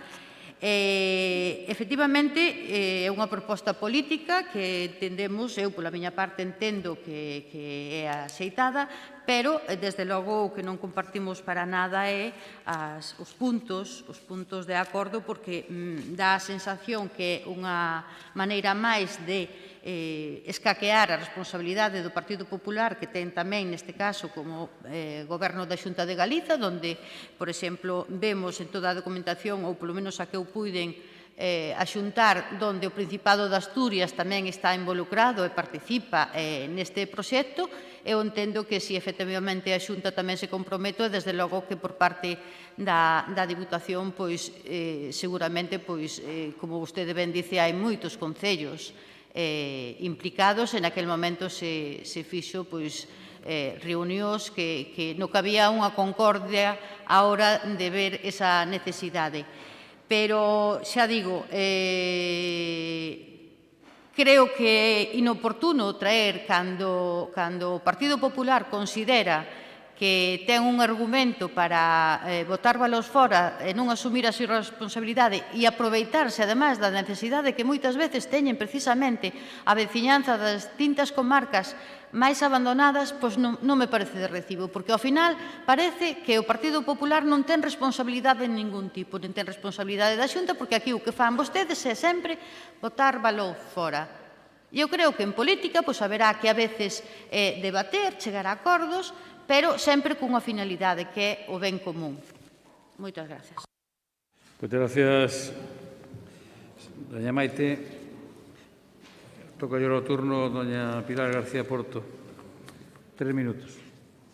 Moi brevemente, solo para aclarar, non se confunda, nós somos absolutamente respetuosos e tamén queremos proxectos para esta provincia. O mellor é que eu non me expliquei con claridade suficiente. A min as súas palabras me son máis que válidas e máis que suficientes e creo que ademais as di con absoluta lealdade ao seu concello e a esta provincia. Pero non podo dicir o mesmo do texto da moción, porque evita dar unha serie de datos, supoño que para que non quede constancia por escrito dos mesmos, pero deixando eso a marxe, nós compartimos a importancia que pode ter este proxecto, pero a Deputación nesto pode ser unha pata máis. Soupose desde o principio, creo que vostedes o teñen máis que claro. En ese sentido, non hai ningún compromiso adquirido por escrito nin de ningún outro xeito. Polo tanto, o que sí que vemos é unha intencionalidade clara nos acordos que propoñen de disparar hacia o Goberno central, é dicir, facer o de sempre, que é certo, é quen ten as competencias neste caso, pero xogan vostedes ao despiste. Poñen o balón naquel tellado, meten tamén o Goberno da Diputación de Lugo e eluden falar, nomear, citar ou pronunciarse sobre a colaboración ou implicación que pode ter a Xunta de Galicia. Coa mellor vontade do mundo e co mesmo interés que temos neste proxecto que poden ter vostedes e querendo aprobar esta moción, lles presentamos a emenda. Se aceptan, terán o noso apoio. Moitas gracias. Moitas gracias. E agora xa para pechar este turno, señor Núñez, un minuto. Gracias, señor presidente. Señora Ferreiro, os insultos na política nin son bons nin gratuitos. Señora Porto, non podo aceptar a emenda de sustitución porque quen presentamos a moción somos nós, ten que entendelo. Sí que é verdad que podo aceptar como emenda de engádega se ustedes no segundo punto queren que conste, igual que o Pleno da Diputación, insta ao Goberno provincial, instar tamén a Xunta de Galicia. Hasta aí están de acordo. Non instamos a Diputación de Oviedo porque sabe usted que non existe. Entonces, o ente que corresponde en Asturias é o Goberno asturiano. Entonces, o Goberno do Principado é o responsable que fai a función da Diputación Provincial, porque non hai Diputación Provincial.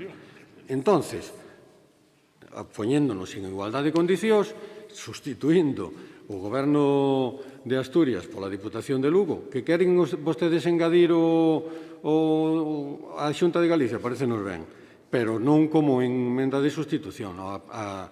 A moción presentámola nós, entonces acepto yo como emenda de engádega.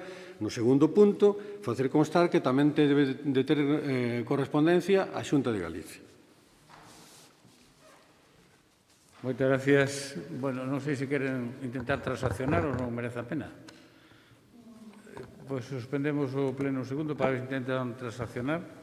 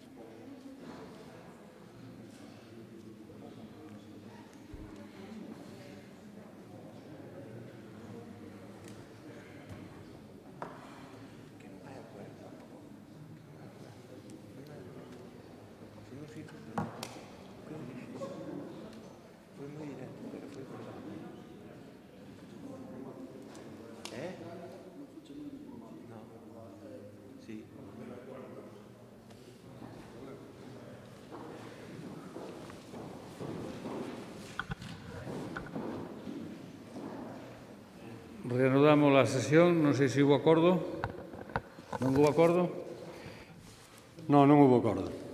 Bueno, pues entonces sometemos a iniciativa a votación nos termos na que está presentada. Votamos.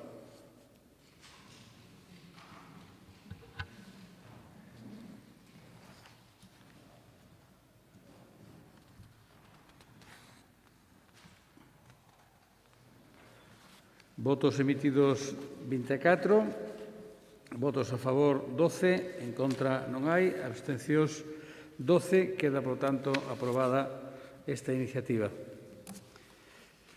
Pasamos ao punto número 12, que é unha moción do Grupo Provincial do Partido Popular para instar ao Goberno de España a baixar o precio da luz actuando sobre determinados impostos e custos regulatorios. Para expoñer a iniciativa, ten a palabra o señor Castiñeira. Gracias, señor presidente. Estou seguro que vostede vai a ter que pagar máis, non como persoa, sino como presidente de Diputación, máis de coste da luz este mes que o mes do ano pasado, non que este mesmo mes do ano pasado, a non ser que poña os plenos ás 12 da noite. Así igual aforramos algo en tarifa nocturna. Empezo así con esta pequena introdución porque iso é a solución que lle está dando o Goberno do Estado aos millóns de consumidores de enerxía eléctrica do noso país. A lamentable estrategia enerxética, pois danse lamentables respostas. Esa é a estrategia, como dicíamos antes, un pouco a colación do que falábamos con Alcoa, esa estrategia enerxética de PSOE, Podemos e os seus socios de investidura. Xa o dixemos aquí varias veces. Esa intransixencia enerxética aplicada polo goberno socialista e de Podemos vai nos costar postos de traballo e vai nos costar unha suba do prezo da electricidade, que vai a facer pouco competitivas as nosas empresas e, sobre todo, que vai a chegar aos nosos domicilios. E iso, pois, é o que está pasando. Vostedes tenen un modelo enerxético progre, do que lles gusta presumir, pero que non deixa de ser, pois, un modelo enerxético demagóxico. E dicimos progre porque, bueno, vostedes dedícanse a estrangular o mix enerxético. Que significa estrangular o mix enerxético? Pois eliminan ou reducen a vida útil de enerxías importantes nese mix, como eran as nucleares e as térmicas, que ademais xa estaban amortizadas, eran enerxías baratas, pois simplemente por enerxías renovables, o cal, pois, bueno, efectivamente estamos de acordo, pero iso hai que facelo, como se dice aquí en Galicia, con sentidiño. Pero é que, además, é demagóxico porque vostedes veñen e compran a enerxía nuclear a Francia, cando non teñen capacidade suficiente, pois porque está o gas moi alto, ou cando está a meteoroloxía non lle axuda para fabricar enerxía, pois ou lle compran enerxía a Francia ou lle compran enerxía térmica a Marruecos, aos nosos veciños. O sea que é demagóxico, non? Porque se queremos ser aquí os grandes defensores do medioambientalismo, pero despois, ao final, compramos por detrás, dende logo que lle estamos facendo flaco favor. España é o cuarto país da Unión Europea coa enerxía máis cara. A enerxía supón para un domicilio o 8,5% de un salario de unha familia. En maio do 2020 a maio do 2021 subeu un 44% a corriente. Iso é así, ese é o seu modelo progre. Pasoulles como a Zapatero, porque quixo aplicar exactamente o mesmo. De feito, montou unha burbulla nas renovables que aínda estamos pagando agora a modo de déficit enerxético, que o estamos pagando no noso recibo, de 30.000 millóns de euros de déficit enerxético. O sea que cando goberna o Partido Socialista non só sube o pan, sino tamén sube a corriente, Subo o diésel e sube, como presentamos no mes pasado, suben os impostos.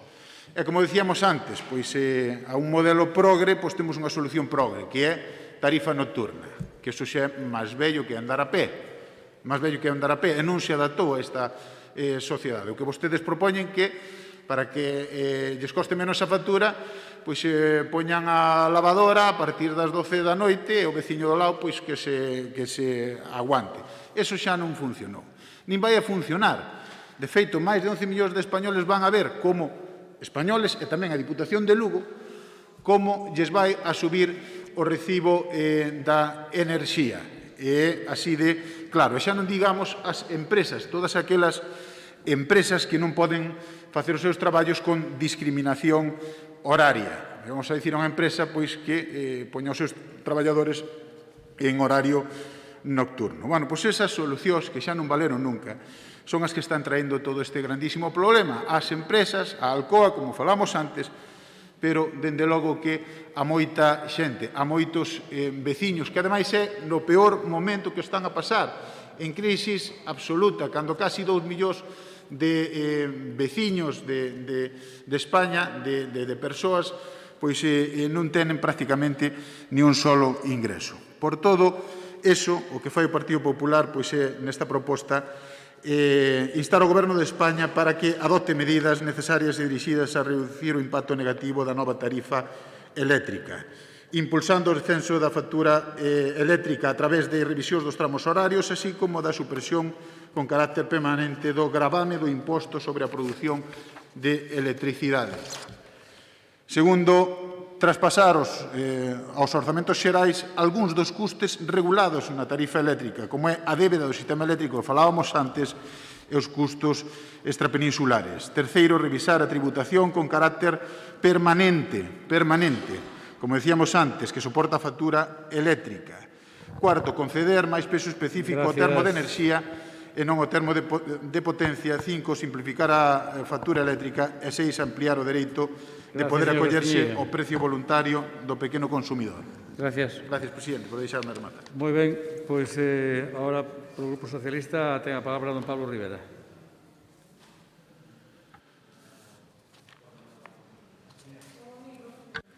Gracias.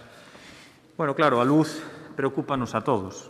Por suposto que nos preocupa moitísimo, tanto que fai apenas 5 días nun Consello de Goberno do Goberno de España extraordinario, pois aprobaron algunhas das medidas que vostedes están a propoñer hoxe arriba da mesa. Eso sí, tarde, mal, e desta volta a rastro. Xa non é a primeira vez.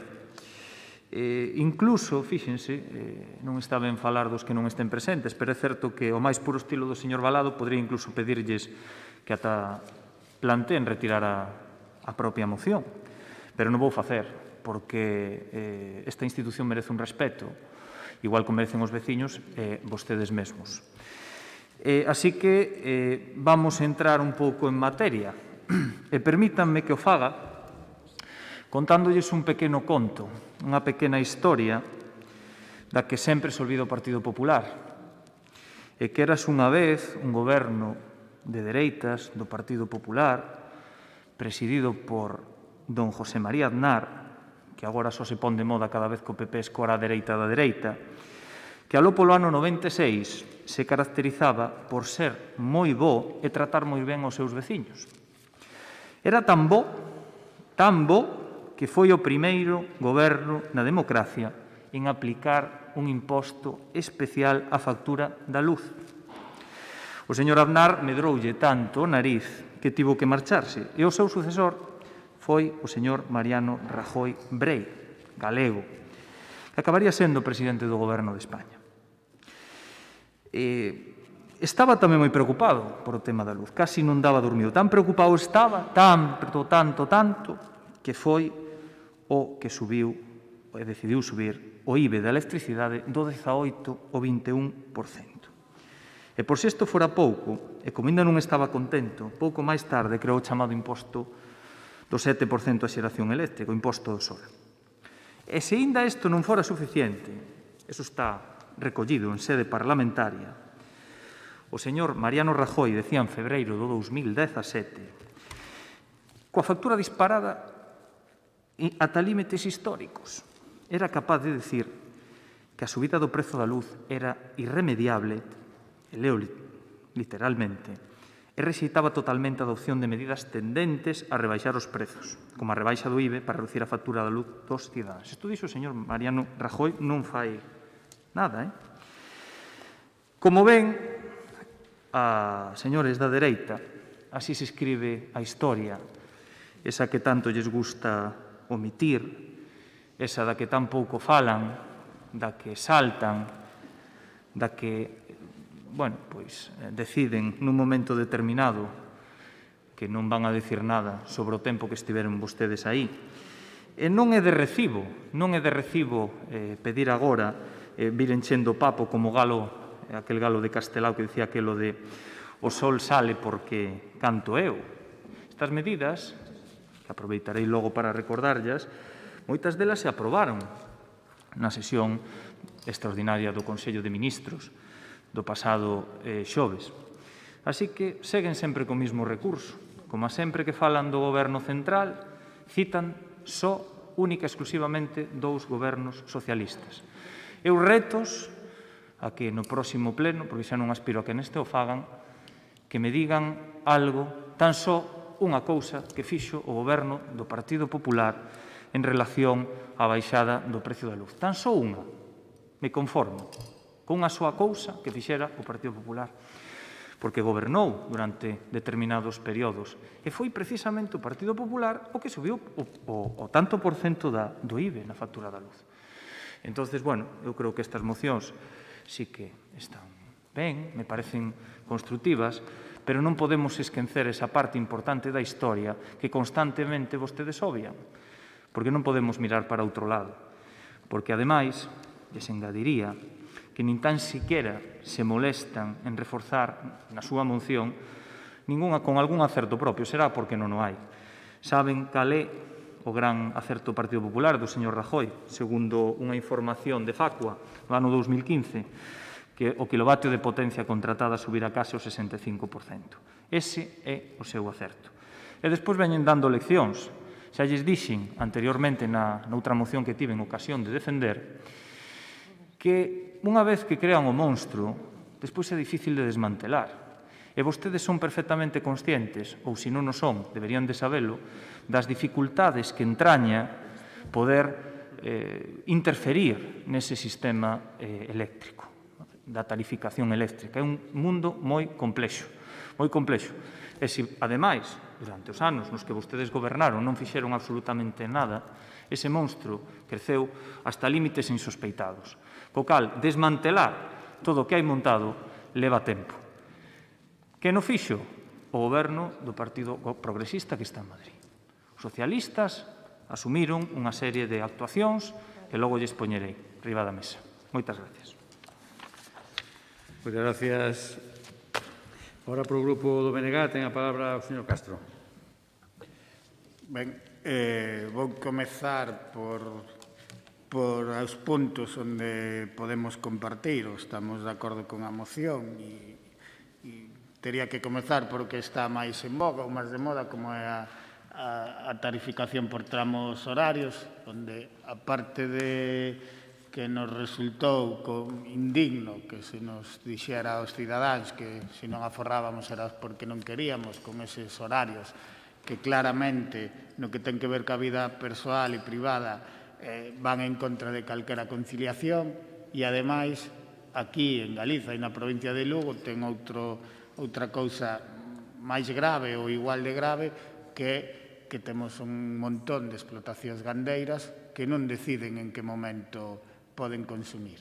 E, de feito, tristemente, coinciden as tarifas punta cos horarios de máis demanda enerxética das explotacións gandeiras aquí. Entón, para nós esa medida indigna atenta contra, como ben decía, contra a conciliación, pero contra os gandeiros e contra outras pymes que poden ter unha casuística similar aos gandeiros e gandeiras. Por lo tanto, para nós eso é indigno, non soluciona nada, non en contra do que se nos vendeu os cidadáns e as empresas non podemos aforrar se queremos, para nós eso non ten ningún tipo de sentido e aí estamos de acordo. Estamos de acordo tamén na rebaixa de algún tipo de impostos relacionados con a luz e o BNG xa o leva dicindo dende hai tempo. De feito, o BNG propón que o IVA da luz sea o 4% e dio porque é un imposto que recae ante todos os cidadáns, sea cal sea o seu poder adquisitivo. E tamén estamos en contra de gravar os que producen. Galiza non só non recibe nada por producir enerxía, sino que aínda encima ten que pagar impostos por producila, cousa que eu creo que só nos pasa aos galegos e galegas e só pasa neste caso no mundo, porque os países produtores de calquera cousa suelen ter beneficios por así facelo. Por lo tanto, nesos puntos nos estamos de acordo con vostedes. É verdad que habría que entrar nun debate máis en profundidade, porque para baixar esos impostos había que compensalo ca subida de noutros, que ao mellor aí non estábamos tan de acordo, pero tamén estamos de acordo en simplificar a factura eléctrica e aí estamos de acordo. Despois sí que nos chama a atención e aí ao mellor hai que buscar as amistades peligrosas do señor Feijóo con os condes de Fenosa e con o presidente de Iberdrola, onde só se carga o problema enerxético contra o Estado, que ten grande culpa. Pero aquí os resultados multimillonarios das eléctricas pasan desapercibidos e elas non teñen ningunha responsabilidade.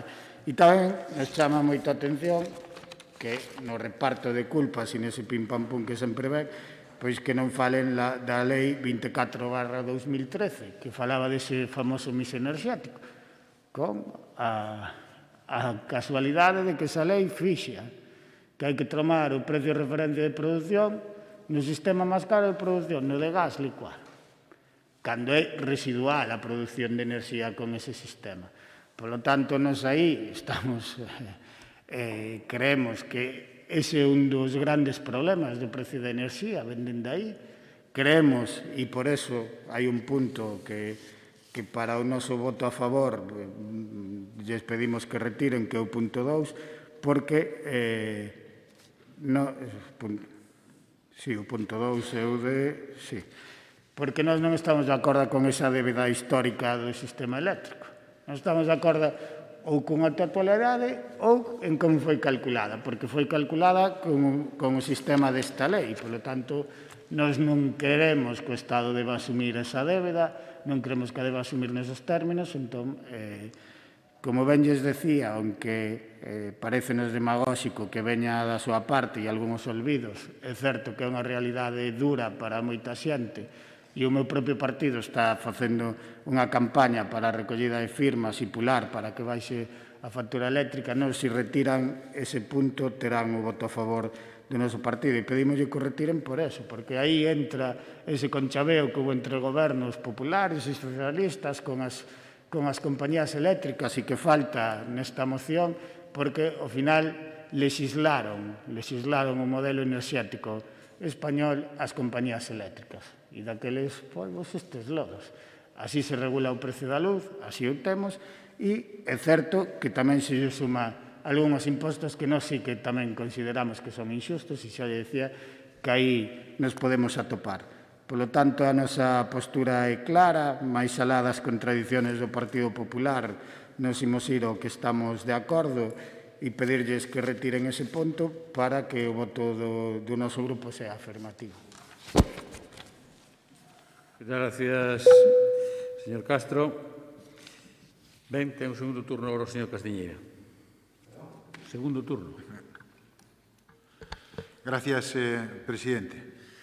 Simplemente contestarlle ao voceiro socialista. Que fixo o señor Rajoy? Pois simplemente non destrozar o que xa tiñamos feito e xa estaba pagado, ampliarlle a vida útil ás centrales térmicas e ás centrales que estaban generando naquele momento a enerxía máis barata do país.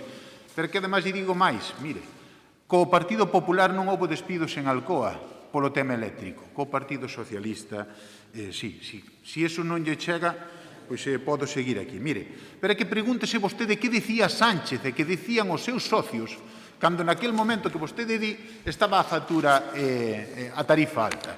Pois decían que estábamos empobrecendo o país e que éramos cómplices das eléctricas. Mire, como mellor están as eléctricas e co goberno socialista, porque aquí, agora mesmo, todo o mundo se apunta a cerrar as fábricas as eléctricas, xa tenen xustificación, ademais, sin alternativa e perdendo postos de traballo, e todo o mundo se apunta ás renovables, porque evidentemente agora hai o apoio do goberno central. Canto máis se estrangule o mix, máis contentas están as eléctricas. E mire, a proba non ten máis que ver agora a televisión. As ofertas que están dando as eléctricas con vostedes. Tarifa plana, pero non tarifa plana todo o día. Todas as eléctricas agora tenen esa oferta. Se pasan polo forro, así falando mal, se pasan a súa discriminación horaria de 12 horas. Mire, falaba vostede antes das medidas. Son medidas terapéuticas. Si é certo que baixan ou propoñen baixar o IVA do 21 ao 10 temporalmente. E mentras se manteña o precio por enriba dos 45 kilovatios. O sea que desconfiemos do goberno, porque además, xa nos minteu moitas veces e nesto vai nos seguir mentindo. Pero é que ademais isto non afecta ás empresas ou a todos aqueles consumidores de máis de 10 kilovatios, que son moitas. Esas empresas van a pagar, como aquí, como na Diputación, moitísimo máis polo seu recibo. Sabe vostede a que ven ese cambio de actitude do Partido Socialista? Porque hai 2 días non se podía baixar o IVA da luz, así o decía a señora Montero. Dicía que Europa que non lle deixaba. Aos 2 días, unha vez montado o follón dos indultos, e para tratar de calmar a opinión pública, veñen vostedes e sacan o das mascarillas e sacan o tema da enerxía. Así é como vostede paga, ou vostedes queren pagar, o tema dos indultos, o cal me parece moi grave. Moitas gracias, señor Castiñeira. Ten ahora o segundo turno don Pablo Rivera. Bueno, quero darlle as gracias, señor Castiñeira, a vostede e ao seu partido, porque a vostede lle debemos a aprobación que se produciu no Consello de Ministros do pasado xoves, non? Desas 3 medidas. Polo tanto, tamén teño que darlle as grazas por esa subida do IBE de 18 ao 21% do señor Rajoy, ou tamén teño que darlle as gracias por ese imposto ao sol, ou porque o señor Aznar fora o primeiro presidente dunha democracia que decide poñer ese IVA especial á factura eléctrica. Así que, fronte a eso que facían vostedes, ou que fixeron vostedes, que foi cero, porque vostedes o que fixeron foi cero, o Goberno de España vende a aprobar unha serie de medidas fiscais para aliviar o impacto da subida da luz nos consumidores domésticos, nas pymes, en algunhas industrias. Evidentemente que queda moito traballo por facer, pero que non pode pretender é que desmontemos o desaguisao que vostedes crearon durante tanto tempo. Xa llo dixen, o monstro crearon vostedes, impoñendo un imposto que repercutiu en todos os cidadáns deste país e concretamente desta provincia. Dentro desas medidas, as que vostede agora lle resta importancia, pero son 3 medidas fronte ás 2 que vostedes non fixeron, ou que fixeron, que foi, volvo a repetirlle, subir o IBE do 18 ao 21 e impoñer ese imposto especial sobre a factura eléctrica. Esas 3 medidas que aproba o Goberno de España o pasado xoves, que vostede tamén recoñece, pois son esa rebaixa do 21 ao 10% do IBE ata final de ano para todos os consumidores con potencia contratada estos 10 kilovatios. Isto vai supoñer un aforro de 6 euros ao mes para un fogar medio e vai afectar un total de preto do 90% dos fogares. Ademais, tamén se vai aplicar o 10% de IVA a todos os consumidores vulnerables severos, con independencia da potencia contratada e do prezo de mercado e suspéndese no 7% imposto sobre o valor da produción de enerxía eléctrica durante o terceiro trimestre deste ano. Non son solucións máxicas. Probablemente non sean solucións suficientes, señor Castiñeira, pero son solucións e son feitos que pon o Goberno de España, ese que tanto lles molesta, riba da mesa. Queda moito camiño, como xa lle adiantaba, para abordar unha reforma estructural e fiscal do sistema enerxético español. Ese que comezou o célebre e ilustre señor Aznar e que lle puxo a puntilla o señor Mariano Rajoy. Así que, milongas eleccións axustas. Moitas gracias. Gracias, don Pablo. Ahora ten a palabra o señor Castro. Grazas, señor presidente. Ben, señor Castiñeira, eu tratei de ser positivo e, ademais, tratei de ser porque non se nos debería escapar que este debate, que a veces os debates políticos pasannos así por encima e estamos acostumados, bueno, pois vai o benestar de moitas familias e o chegar a fin de mes de moitas familias e de negocios. Por lo tanto, máis alá das contradicións do Partido Popular e máis alá das portas giratorias do Partido Popular e do Partido Socialista, nos estamos buscando un punto de encontro porque creemos que a factura da luz para algúns, como os que estamos aquí, pois por sorte non é un problema ao final de mes, pero hai para moitas familias que todos conocemos que teñen que estar preocupadas por cal vai ser o número que veña nesa factura e, polo tanto, máis alá desas diferencias e contradicións do Partido Popular, nos buscamos un punto de encontro. Xa lle dixen na outra intervención, cousas nas que non estábamos de acordo e culpas, porque ese famoso mix enerxético pois é a nai do Cordeiro e donde fai inxusto, completamente inxusto, calquer cálculo que se faga a través de aí, porque, claro, así vale calquer negocio. Collemos a parte máis cara e aplicámola a todos e, a partir de aí, beneficios multimillonarios para as eléctricas. Pero, como no texto da moción xa lle decía que hai puntos de encontro, non só que llevemos problema en ese cálculo da débeda ao sistema eléctrico, se retiran ese punto terán o noso apoio. E é o que... máis alá de entrar nas contradicións neste punto que tantas familias hai preocupadas por ese recibo, nós queremos buscar ese punto de encontro e tratar de lanzar un mensaxe de que os políticos debemos facer o posible para un tema tan importante, poñernos de acordo para buscar solucións. Grazas, señor presidente.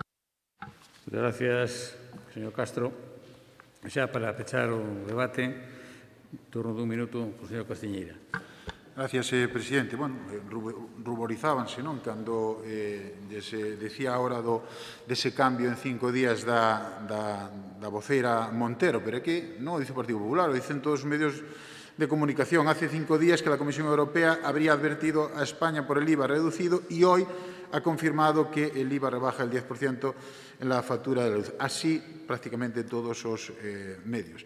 Evidentemente, pues trátase de tapar ahora mismo unha situación política creada polos compromisos que teñen vostedes cos independentistas, e iso é moi grave. Cando moita xente está sufrindo agora mesmo as súas políticas, neste caso, políticas enerxéticas totalmente equivocadas.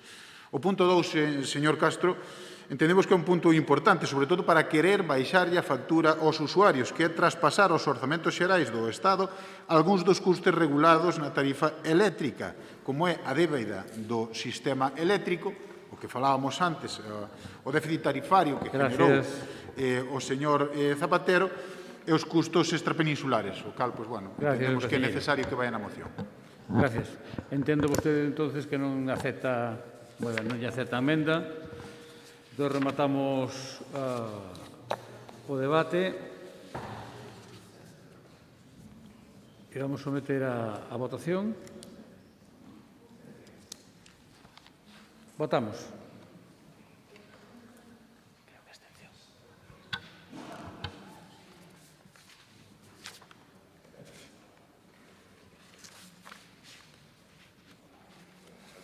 Votos emitidos 24, Votos a favor 12, en contra non hai, abstencións 12. Queda, por tanto, aprobada esta iniciativa. Pasamos aos puntos do 13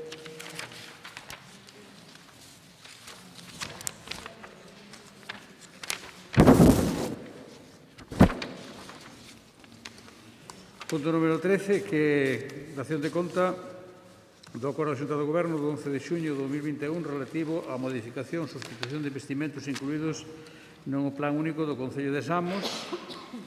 Punto número 14, dación de conta dos acordos da Xunta do Goberno do 21 e do 28 de maio de 2021 relativos á modificación e sustitución de investimentos relativos ao Plan Único dos Concellos de Palas de Rei e Ribadeo.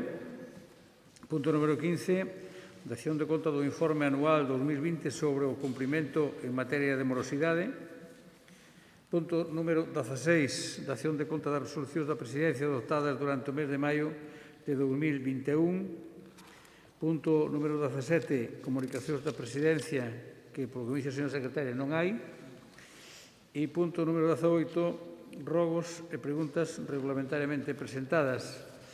Hai presentados a día de hoxe, correctamente ás 10:46 horas, dúas preguntas e dous rogos.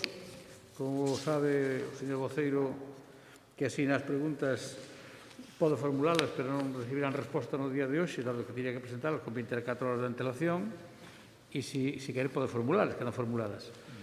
E o que se pode formular son os dous rogos, eso sí pode formularlos. Perdón?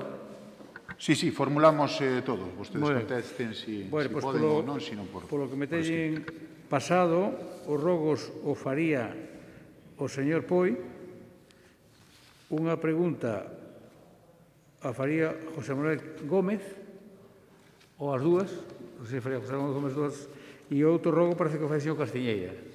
Así que empezamos por ustedes, se quere, señor Castiñeira. O rogo meu vai no ler o señor Núñez, que, bueno, pues como alcalde... O señor Núñez o vai a ler, o rogo que eu tiña que facer. Vale. Fai os dous, vamos, un señor Núñez e outro José Manuel, vale, de acordo. Venga, pois empezamos polo rogo do señor Núñez. Moitas gracias. O rogo é moi sinxelo. Despois de constatar o pésimo estado no que se encontran as estradas LUP 0103 de Reigosa na Pastoriza, Guantán en Abadín, a LUP 0707 de Armesto, Toresas Nogais no tramo que comprende Toresas Nogais, 8 km, e a LUP 4503 de San Pedro en Anogais por Villasol, Pedrafita, Anullán, no tramo de Barraceira, Anullán, ou sea, nos 3 últimos kilómetros, cuxos pavimentos están cheos de fochancas, o que provoca numerosas molestias aos usuarios e incluso averías nos seus coches. Presentamos o rogo de que por parte do Servicio de Obras da Diputación Provincial de Lugo se fagan de maneira inmediata as xestións necesarias para a reparación e atender as reclamacións dos veciños. Como dicen que unha imaxe vale máis que 1000 palabras, esperando que non se nos conteste, como en reiteradas ocasións, que xa se estaba procedendo, que se había arreglado, estas mesmas carreteras xa reclamamos en outra ocasión.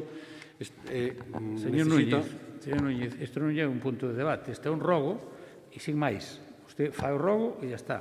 Bien, pois o rogo é que se atenda a esta reparación. Sí, xa está formulado, non se preocupe. O outro rogo creo que o formula o señor Poi. Así que tenga a palabra, señor Poi. Gracias, señor Tomé. Bos días. Na cidade de Lugo, na estrada da Granxa, hai unha parcela onde, ademais da maleza que crece descontroladamente, hai unha serie de árbores que están invadindo o predio colindante, chegando incluso a superpoñerse sobre o edificio construído nesa parcela. Os veciños, alertados pois non solamente pola presencia de ratas ou desbroce sen facer, e o perigo que ten esas ramas, esas polas por riba do seu edificio, pedironlle ao Concello de Lugo que procedese a desbrozala pensando que era unha parcela de titularidade municipal. O Concello de Lugo contestou que a parcela é de propiedade provincial e por iso nós agora rogamos que, por favor, a Deputación faga esa tarefa pendente nesta zona. Se non saben localizar esa parcela, con gusto podemos acompañarlles a él. Gracias. Muchas gracias, señor Poi. Y entonces as preguntas las formulará don José Manuel Gómez. Así tenga a palabra. Sí, gracias, señor presidente. Bos días a todos e a todas. A pregunta é a seguinte. A normativa vixente en materia de réxime local establece que os concellos teñen a competencia exclusiva en materia de abastecemento e saneamento. Conforme a esta mesma normativa, tamén as diputacións provinciais teñen entre as súas obrigas prestar apoio ás entidades municipais nas súas competencias, fundamentalmente aos municipios máis pequenos. Con todo, desde a Xunta de Galicia ofreceuse ao Concello de Barreiros apoio técnico para realizar un estudio de alternativas que se permita determinar a actuación máis idónea para a mellora do saneamento en San Miguel de Reinante, onde este servicio público municipal presente deficiencias.